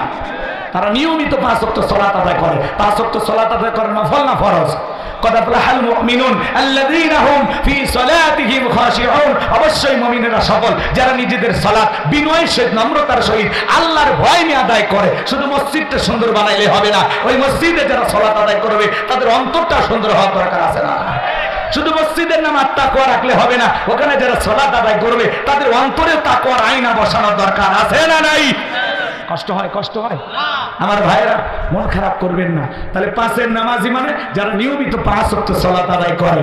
পারবেন তো ইনশাআল্লাহ? কথা কেন পারবেন তো ইনশাআল্লাহ? আর 7-এর নামাজি কারা? 7 দিন পরে পরে জুমার নামাজ পড়তে যায় যারা। এই দেশে জুমার নামাজের জন্য মসজিদ ভেঙে 2 তলা 3 তলা করা হয়, কিন্তু মাঝে মাঝে ফজরের নামাজের সময় এক কাতারও হয় না। রাগ করতেছেন আপনারা? এক বিয়ে বাড়ি বেড়াবেড়ে গেছে, হাজি মানুষ নামাজ কাজা করে না, কিন্তু আজান দিছে, মসজিদে গেছে, যা দেখে মসজিদের গেট বন্ধ কিন্তু আজান হচ্ছে। এইবার এদিকে ওদিক বুঝলেন না, খোঁজাখুঁজি করার পর মুয়াজ্জিমের ঘর পাইছে, জানালা দিয়ে তাকায় দেখে মুয়াজ্জিম ল্যাপের ভিতরে শুতে থেকে আজান দিতেছে। আজান শেষ হওয়ার পরে বলতেছে, হুজুর জীবনে বহুত আজান দেওয়ার স্টাইল দেখছি, কিন্তু শুয়ে থেকে কেউ আজান দেয় জীবনে প্রথম দেখলাম। তখন বলতেছে, আপনি কি ফেরেশতা নাকি? তখন বলতেছে, না, এই গ্রামে ফজরের সময় তো কেউ আসে না, আমি এই জন্য ইচ্ছা মতো আজান দিয়ে ইচ্ছা মতো নামাজ পড়ি, দেখার কেউ নাই। কথা কন না, কথা কন না কেন? এমন মসজিদ আছে খালি মুয়াজ্জিন একাই নামাজ পড়ে। কথা কন ভাই, কথা ঠিক আছে? কয়জন মুসল্লি হয়? কয়জন? কত কত? 7-8টা হয় ফজরের সময়। আর এই গ্রামে মানুষ থাকে কত? কত? 100, 200? আপনি মুসলমান, ফজরের আজান হয় আপনার মসজিদে খবর নেই। আমি জানি আপনি দিনের বেলা ব্যস্ত থাকেন, জোহর আসর মাগরিব এসে ব্যস্ত থাকেন, বিভিন্ন এলাকায় নামাজ পড়েন, কিন্তু ফজরের সময় আপনি করেনটা কি? মসজিদে কেন আসেন না সেইটার জবাব দেন। কথা কয় না হুজুর? কি আমি জানি জোহরে আপনি বাইরে আসেন, আসর মাগরিব এসে বাইরে আসেন, কিন্তু ফজরের সময় আপনি বউ সারা থাকেন কোথায়? সেটা কম। কি রাগ করছেন? তাহলে 7 দিন পর খালি জুমা নাকি নিয়মিত 5 ওয়াক্ত সালাত? রাসূলের জামানায় ফজরের নামাজের দৃশ্য যেরকম, জুমার নামাজের দৃশ্য একই রকম। আল্লাহু আকবার বলে আমার ভাইরা। আর ঠাটের নামাজ বোঝেন না, খালি 2 ঈদের নামাজ পড়ে, পাঞ্জাবি একটা লাগাইয়া ভাব টাপ নিয়ে বলে, দোস্ত দেখতো নিউ মার্কেটের কেনা কেমন পাঞ্জাবি, অর্ডার দিছি আরং থেকে। কথা কয় না? রংধনু ফরিং বিভিন্ন স্টাইলের পাঞ্জাবি। দোস্ত যে পাঞ্জাবি লাগাইছো তোমার তো হেভি লাগতেছে। বউকে বলে, বউ দেখো তো কেমন লাগতেছে সোনা। বউ কই, বাপ রে বাপ, সলেমান খান। কথা কন ঠিক না? এরকম আছে না নাই? খালি ঠাটের নামাজ। এদিক খেয়াল করেন, ঈদের নামাজ পড়বে যায় হুজুরের হাত ধরে কোলাকুলি করে, মুসাফা করে, মোহাব্বত করে, বুকে জড়ায়। হুজুর আহা, এইবার রমজান 30টাই পূর্ণ হয়েছে। হুজুর বলতেছে, ভাই আপনি রোজা কয়টা ছিলেন? একটাও না, কিন্তু আমি রোজা থাকিনি, তারাবি পড়িনি, ইফতার খাওয়া বাদ দিইনি। এরকম লোক আছে না নাই? আল্লাহ এদের হেদায়েত দান করে, জোরে কোন আমিন। আর এদিকে খাটের নামাজ কারা? যারা মানুষ মারা গেলে জানাজার নামাজ পড়ে, এটা হলো খাটের নামাজ। মানুষ মরে গেলে কি আফসোস, আরে দুনিয়া কয়দিন, এই যে বলটু মজনু সেদিনই চা খালো, আজকে লাশ হয়ে গেল, আমি একদিন মরে যাব। ওই লাশটা দাফন করার সময় কি আফসোস, কি অনুশোচনা, মানে এমন একটা ভাব দেখায়, মনে হয় এই লোকটা আজ থেকে জীবনে আর কোনোদিন নামাজ কাজা করবে না। মানুষ মারা গেলে আমরা আফসোস করি, অনুশোচনা করে। ভাই সত্যি, কিন্তু একটা লোক চলে গেল, আহারে এখানেই তো ছিল, আমাদের সাথে কথা বলতো, আজকে লাশ হয়ে গেছে। কথা কর না কেন? এই জন্য শুধু জানাজায় গিয়ে আফসোস না, ওখান থেকে শিক্ষা গ্রহণ করা। আজকে এই ব্যক্তির জানাজা, পরশু দিন আপনার জানাজা হবে, তারপরের দিন আমার হতে পারে। কথা বলে ঠিক না? কার কখন মৃত্যু হবে আমরা কেউ জানি না। আর ভোটের নামাজ মানে বোঝেন তো, মৌসুমের সময় নেতারা দেখবেন ভোট, এমনকি অমুসলিম নেতার মাথাতে টুপি থাকে। কথা কর, টুপি মাথায় দিয়ে মুসলমান হওয়ার চেষ্টা করেছে, আল্লাহ যেন হেদায়েতও দান করে। জোরে খানা রাগ করতেছেন নাকি? ভোটের আগে দেখবেন কি ওয়াদা, আজান হচ্ছে, মসজিদের ভিতরে চলে যায়, যা নামাজ আদায় করে। এক নেতা তো আসরের নামাজ 4 বার পড়ছে, কথা কন না গা। এক নেতার সামনে জিজ্ঞাসা করেছিলাম, তোমার নেতা যে নামাজ পড়ে ব্যাপারটা কি, ওযু কি ঠিক মতো করে? কয় হুজুর প্রথম দিন ওযু করা দেখছি, বাকি দিন ওযু করা দেখিনি। নির্বাচনের আগে রাস্তাঘাটে যারা দেখে তারে সালাম দেয়, এমনকি খেজুর গাছকে দেখে পর্যন্ত সালাম দিচ্ছে। কর্মী করছে নেতা, এটা তো মানুষ না গাছ, তালি মেরে দিচ্ছে, কথা কয় নাকি? এরকম নেতা আছে না নাই বাজান? ভোটের সময় পাবলিকের সামনে নামাজ পড়ে, আর নির্বাচনে পাস করার পরে 2 বোতল মদ খাবে, ঘুমায় 3 দিনেও নেতা আর ঘুম ভাঙ্গে না। আছে না নাই? তাহলে ভালো করে বোঝেন, আল্লাহ তাআলা বলেন ফাসল্লি লিরাব্বিকা ওয়ানহার। 1 নাম্বার হলো রবের উদ্দেশ্যে সালাত আদায় করা। নামাজ হবে কার জন্য? আরো জোরে বলেন কার জন্য? নামাজ যদি নামাজের মতো আদায় করতে পারি, আল্লাহ রাব্বুল আলামিন বলেন ফালিয়াবুদু রাব্ব হাযাল বাইত আল্লাযী আত'আমাহুম মিন জু' ওয়া আমানাহুম মিন খাউফ। আল্লাহ বলেন এই ঘরের মালিকের ইবাদত করো। ইবাদত যদি ইবাদতের মতো করতে পারো, বান্দা নামাজ যদি নামাজের মতো আদায় করতে পারো, আমি আল্লাহ তোমাদেরকে 2টা জিনিস দেব। 1 নাম্বার, রিজিকের টেনশন করা লাগবে না। যে বান্দা 5 ওয়াক্ত সালাতে মাথা নত করে আমি আল্লাহকে সিজদা দেবে, ওই বান্দাকে আমি আল্লাহ না খাওয়ায়া রাখবো না। রিজিক দেওয়ার মালিক কে? ওয়া মা মিন দাব্বাতিন ফিল আরদি ইল্লা আলাল্লাহি রিজকুহা। আল্লাহ বলেন পৃথিবীতে এমন কোন বিচলনশীল প্রাণী নাই যার রিজিকের ব্যবস্থা আমি আল্লাহ আসমান থেকে করি না। ওই আটলান্টিক মহাসমুদ্রের 33,000 ফিট গভীর অতল পানির নিচে থাকা ছোট্ট একটা প্রাণী, তার রিজিকের ব্যবস্থাও আমি আল্লাহ আসমান থেকে করি। আল্লাহু আকবার। তাহলে 1 নাম্বার আল্লাহ বলেন আমি রিজিকের ব্যবস্থা করব। 2 নাম্বার, বান্দা তোমার জীবনে কোনো ভয় থাকবে না। আজকে মানুষের জীবনে ভয় আছে না নাই? আপনি বিকাশের দোকানদার 2 লাখ টাকা নিয়ে সৈয়দপুর থেকে আপনাদের এই দেরা নিয়ে আসবেন, মনে মনে ভাবতেছেন আল্লাহ এই 2 লাখ টাকা নিয়ে যাইতে পারবো নাকি পথের মধ্যে দুর্ঘটনায় মারা যাব, ছিনতাইকারী কবলে পড়ব। মানুষের আজকে জানমালের কোনো নিরাপত্তা তখন না কেন? আপনারা মেয়েটা কলেজে গেল একা একা ফিরবে নাকি জামাই সাথে নিয়ে ফিরবে, ভয় আছে না নাই? মেয়েটা স্কুলে গেল ভালোভাবে ফিরবে নাকি কারো লালসার শিকার হবে, ভয় আছে না নাই? আজকে সমাজে চুরি দুর্নীতি ডাকাতি ছিনতাই চলতেছে, কথা কোন ঠিক কিনা? আপনি যদি আপনার সমাজকে চুরি দুর্নীতি মুক্ত করতে চান, ধর্ষণ মুক্ত করতে চান, জিনা মুক্ত করতে চান, তাহলে আল্লাহর আইন এই জমিনে চালু করার দরকার আছে না নাই? আল্লাহুল খলক ওয়াল আম, সৃষ্টি যার, আইন চলবে তার। আল্লাহর আইন দিয়া একটা চোরের হাত কেটে বাইতুল মুকাররমে মিডিয়ার মাধ্যমে যদি ফালাও করে প্রচার করতাম, বাংলাদেশের সমস্ত চোরেরা তওবা করে আল্লাহর ওলি হয়ে যেত। কিন্তু কে শোনে কার কথা? আজও গেল না মনের ব্যথা। এখন উচিত কথা যদি কই পিঠের উপর দিয়া যাবে মই। এই আনন্দে কিছু লোক কিনা খাবে বগুড়ার স্পেশাল দই, কথা কোন ঠিক কিনা? যত দোষ নন্দ ঘোষ, সত্যটা বললে দোষ, করলে অন্যায়ের প্রতিবাদ, নামটা হবে তোমার মৌলবাদ, নামটা হবে তোমার জঙ্গিবাদ। এই জমিনে আল্লাহর আইন কারা কারা চান? 2 হাত তুলে দেখান। লিল্লাহে তাকবীর, লিল্লাহি তাকবীর। 53 বছরে অনেক শাসন ব্যবস্থা দেখেছি বাজান গো আমার, কিন্তু আল্লাহর কোরআনটা দিয়ে দেশটা চলে কেমন দেখা যায় চর্মচোখে একবার দেখতে চাই। বিশ্বাস করেন আল্লাহর বিধানে শান্তি, আল্লাহর বিধানে মুক্তি। একবার যদি বাংলাদেশে আল্লাহর আইন চালু করতে পারি আমরা, এই বাংলাদেশ আর বাংলাদেশ থাকবে না, মিনি জান্নাতে পরিণত হয়ে যাবে। আমার ভাইরা গভীর মনোযোগ দিয়ে শুনবেন। ফাসল্লি লিরাব্বিকা, রবের উদ্দেশ্যে সালাত, নামাজ হবে একমাত্র কার জন্য? আর একটু জোরে বলেন কার জন্য? আমার ভাইরা শুধু 5 ওয়াক্ত সালাত আদায় করলে হবে না। 5 ওয়াক্ত সালাত এটা তো রবের বাধ্যতামূলক ওয়ার্ডার। 5 ওয়াক্ত সালাত অবশ্যই আদায় করা নফল না ফরজ। পাশাপাশি রাতের 1টা 2টা 3টার দিকে ওইটা বিবির ভালোবাসা ত্যাগ কইরা, আরামের বিছানা ত্যাগ কইরা, ঠান্ডা পানি দিয়া ওযু বানায়া জায়নামাজে দাঁড়ানোর দরকার আছে না নাই? কথা বলে না কেন? দরকার আছে না নাই?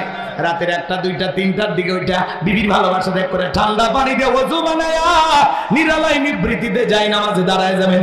এই নামাজ দুনিয়ার কাউকে দেখানোর জন্য নয়, এই নামাজ হলো আল্লাহকে পাওয়ার জন্য। এই জন্য আল্লাহ বলেন ওয়াল্লাযীনা ইয়াবিতুনা লিরাব্বিহিম সুজদাও ওয়া কিয়ামা, যারা রাত্রি জাগরণ করে আমি আল্লাহকে সিজদা দেয়, আমি আল্লাহর জন্য দণ্ডায়মান হয়ে যায়। তাহলে গভীর নিশিতে তাহাজ্জুদের সালাত আদায় করার দরকার আছে না নাই? মনে রাখবেন, যারা তাহাজ্জুদের সালাত আদায় করে এদের সম্মান মর্যাদা বৃদ্ধি করে দেন তিনি কে? যারা গভীর নিশিতে তাহাজ্জুদের সালাতের মাধ্যমে, জায়নামাজের মাধ্যমে মালিকের সাথে প্রেম করতে পারে, তাদের জীবনে সফলতা কোনো ব্যর্থতা নাই। এরা চাইতে দেরি, আরশের মালিক আল্লাহ এদেরকে দিতে দেরি করে না। বলেন আল্লাহু আকবার। তাহলে যুবকরে, রাত্রি জাগরণ করে ইবাদত করব কার? কিন্তু যুবকেরা রাত্রি জাগরণ করে নামাজ আদায় করে না, ইউটিউব ইন্টারনেট ঘাটাঘাটি করে, ইমো মেসেঞ্জারে বান্ধবীর সাথে চ্যাটিং করে, সারা রাত মোবাইলে ঘাটাঘাটি করে, আছে না নাই? সারা রাত বান্ধবীর সাথে কথা বলে, হ্যালো জান, খাইছো, ঘুমাইছো, কি করো? মেয়েটা রাগ করে বলে আজকে ভাত খাবো না, বলে তুমি না খাইলে আমিও খাবো না। কথা কয় না?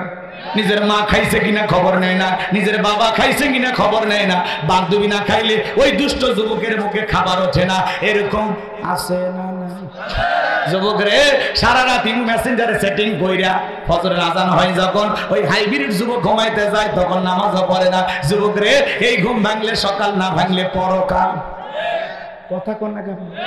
কেমন করে ঘুমাও তুমি ওরে সৈয়দপুরের যুবক, কেমন করে ঘুমাও তুমি ফজর করে কাজা? এমন তো হতে পারে ও তোমার জোহরে জানাজা, এমন তো হতে পারে ও তোমার জোহরে জানাজা। কথা কর না কে?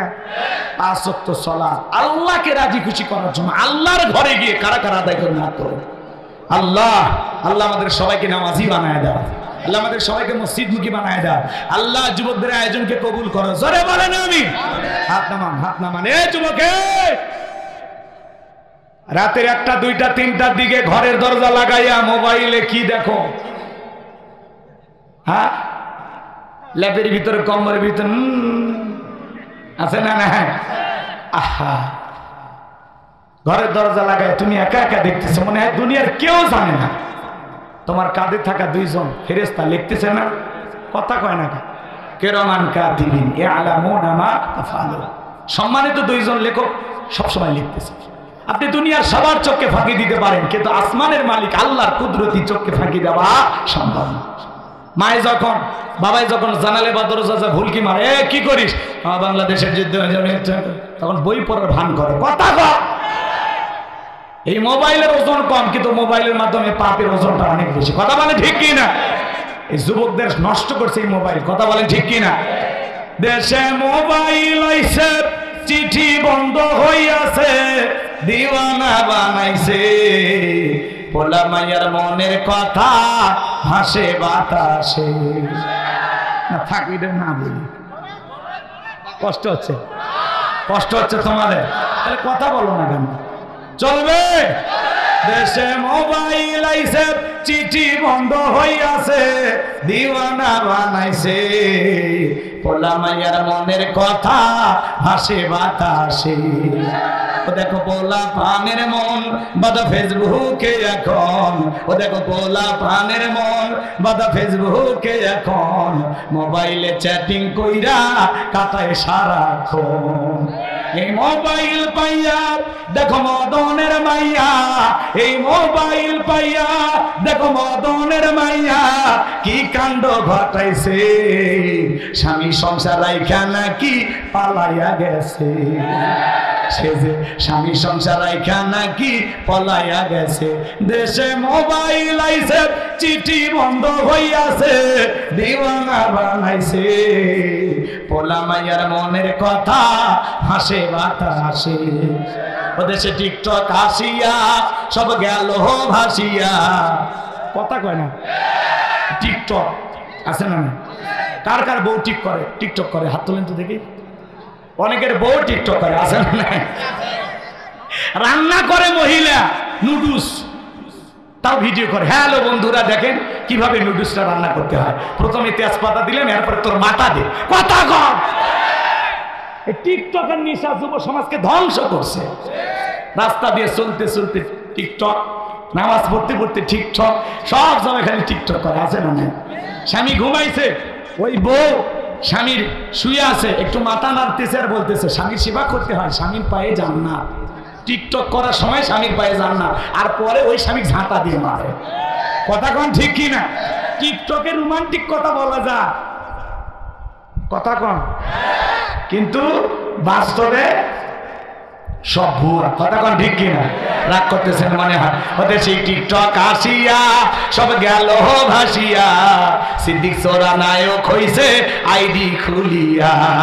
এই মোবাইলে হাই কি জাদু আছে ভাই, এই মোবাইলে হাই কি জাদু আছে ভাই, পোলাপান বুঝাছে পড়ালেখা তুইলা রাখছে সপ্তম আকাশে। পড়ালেখা ভাল লাগে না, রাগ করতেছেন? হে যুবক, রাগ করতেছো তোমরা? তাহলে পরিবর্তন হওয়া দরকার আছে না নাই? যুবক, অশ্লীল গান বাজনা দেখো না, পর্নোগ্রাফি দেখো না, উল্টা পাল্টা ভিডিও দেখো না। আল্লাহ যুব সমাজকে হেদায়েত দান করুন, জোরে বলুন আমিন। তাহলে দুইটা কাজ, এক নাম্বার হলো ফাসল্লি লিরাব্বিকা, রবের উদ্দেশ্যে সালাত, আর দুই নাম্বার হলো ওয়ানহার। ওয়ানহার মানে কুরবানি করা। কুরবানি করা মানে খালি গরু ছাগল জবাই করা না, নিজের আমিত্বকে কুরবানি করা, অহংকারকে কুরবানি করা, নিজের ভিতরে থাকা পশু সুলভ আচরণকে কুরবানি করা। সবকিছু কুরবানি হবে কার জন্য? কুরবানি মানে কি? স্যাক্রিফাইস করা, ত্যাগ করা, উৎসর্গ করা, বিলিয়ে দেওয়া, বন্টন করা। নিজে খাওয়ার নাম কুরবানি না, ত্যাগের নাম কুরবানি। আমরা 7 জন গরু ভাগে কিনি, 4 জন দড়ি ধরে টানে, পিছন থেকে 3 জন ঠেলে। এমন একটা দুর্বল গাবি জবাই করে যে গরুর উপরে বয়স্ক ভাতা ওয়াজিব। কথা কন না কেন? শরীরের সব হাত দেখা যায়, কুরবানির স্থান পর্যন্ত হেঁটে যাওয়ার শক্তি নাই, কোলে করে নিয়ে যায়। হুজুর বলতেছে ভাই এরকম দুর্বল গাবি সবাই করলে আল্লাহ কবুল করবে না। তখন বলে হুজুর ওপরে গোস্ত না দেখা গেলে ভিতরে গোস্ত সেট করা আছে, ওগুলো গোস্ত টান দিবেন, এর থেকে সৈয়দপুর চলে যাবে, আবার ছেড়ে দিবেন, চলে আসবে। কথা কন ঠিক কিনা? এই জন্য ভাই এমন গরু জবাই করলে হবে না। আল্লাহ কি বলেন? তাসরুন নাযিরিন, চমৎকার একটা গাবি জবাই করতে হবে, আকর্ষণীয়, হুষ্টপুষ্ট, দেখতে সুন্দর। কথা বলে ঠিক কিনা? আমি কুরবানির ওয়াজ করবো না, ওটা আপনাদের মসজিদের ইমাম সাহেব করবে, কিন্তু কুরবানি দেওয়ার আগে 3টা জিনিস খেয়াল রাখবেন। 1 নাম্বার নিয়ত সহিহ। 1 নাম্বার কি? কথা কয় না? ইন্নামাল আমালু বিন্নিয়াত, প্রত্যেকটা কাজ নিয়তের উপর নির্ভরশীল। আমি কুরবানি দেব একমাত্র কার জন্য? আল্লাহর জন্য। আর আমরা কি করি? কুরবানি না দিলে ছেলে মেয়ে মানুষের গোস্তের দিকে তাকায় থাকবে, অতএব সুদের টাকা নিয়ে হোক আর কিস্তি তুলে হোক আমি কুরবানি দেব। এরকম লোক আছে না নাই? মনে রাখবেন আপনার কুরবানি হবে না। 1 নাম্বার নিয়ত সহিহ, কুরবানি আল্লাহর জন্য। 2 নাম্বার ইনকামটা বৈধ হওয়া লাগবে, আপনার হালাল ইনকাম হওয়া লাগবে। সুদের টাকা, ঘুষের টাকা, হারাম টাকা দিয়ে কুরবানি দিলে হবে না। আল্লাহ পবিত্র, তিনি পবিত্র বস্তুকে ভালোবাসেন। কথা ক্লিয়ার? তাহলে অবশ্যই বৈধ হালাল উপার্জন থেকে কুরবানি দিতে হবে। আর 3 নাম্বার ফাসল্লি লিরাব্বিকা ওয়ানহার, আগে নামাজ পড়ো তারপরে কুরবানি করো। হ্যাঁ, কুরবানির দিনে সকাল 9টায় ঘুম ভাঙে, ঈদের নামাজও নাই, ফজরের নামাজও নাই, গোসল টোসল করে গরুর দড়ি ধরে দাঁড়িয়ে আছে মফিজ। কথা কয় না? এই কুরবানি গোস্ত খাওয়া হবে, এই কুরবানি আল্লাহর জন্য নয়। কথা বলে। আবার কুরবানি নিয়ে এসে বলে কার কুরবানি? কয় তালুকদারের। কত? কয় 5 লাখ। কয় ঠকেন না, তালুকদার জিতছেন। তালুকদারকে আমি ঠকার মানুষ, পিছনে যে রান দেখা যায় 1 রানই তো 4 মণ গোস্ত। যারা কুরবানির পশু নিয়ে এসে কোথায় কি পরিমাণে গোস্ত হয় হিসাব নিকাশ করে, এদের কুরবানি হবে না। আর শুধু কুরবানি জবাই করার পরে একে খাবো না, পাড়া প্রতিবেশীদেরকে দিয়ে খাবো, গরিব দুঃখীদেরকে দিব। আপনি ধনী, আল্লাহ দেওয়ার তৌফিক দান করেছে, 5 দিন পরে আবার গোস্ত কিনতে পারবেন। কিন্তু বাড়ির প্রতিবেশী দেখেন 2 টুকরা গোস্ত তার বাড়িতে পৌঁছায় না, তার 8টা 10টা বাচ্চা কাচ্চা নিয়ে অভাব অনটনে আছে, ওখানে 1 টকলা দেন, ওরা তৃপ্তি সহকারে খাক, মালিকের কাছে কবুল হবে। কথা কন ঠিক কিনা? তাহলে আমরা কুরবানি দেবো কার জন্য?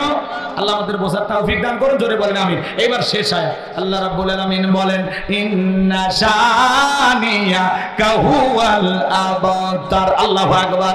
আমার আল্লাহ ডেকে বলেন নবী মন খারাপ করবেন না, আপনার ছেলে সন্তানগুলোকে আমি আল্লাহ শিশুকালে নিয়েছি নবী, যারা আপনার কেলেস করে নিম্ন বংশ বলে গো নবী, ওদের নাম নেওয়ার মতো মানুষ দুনিয়াতে থাকবে না।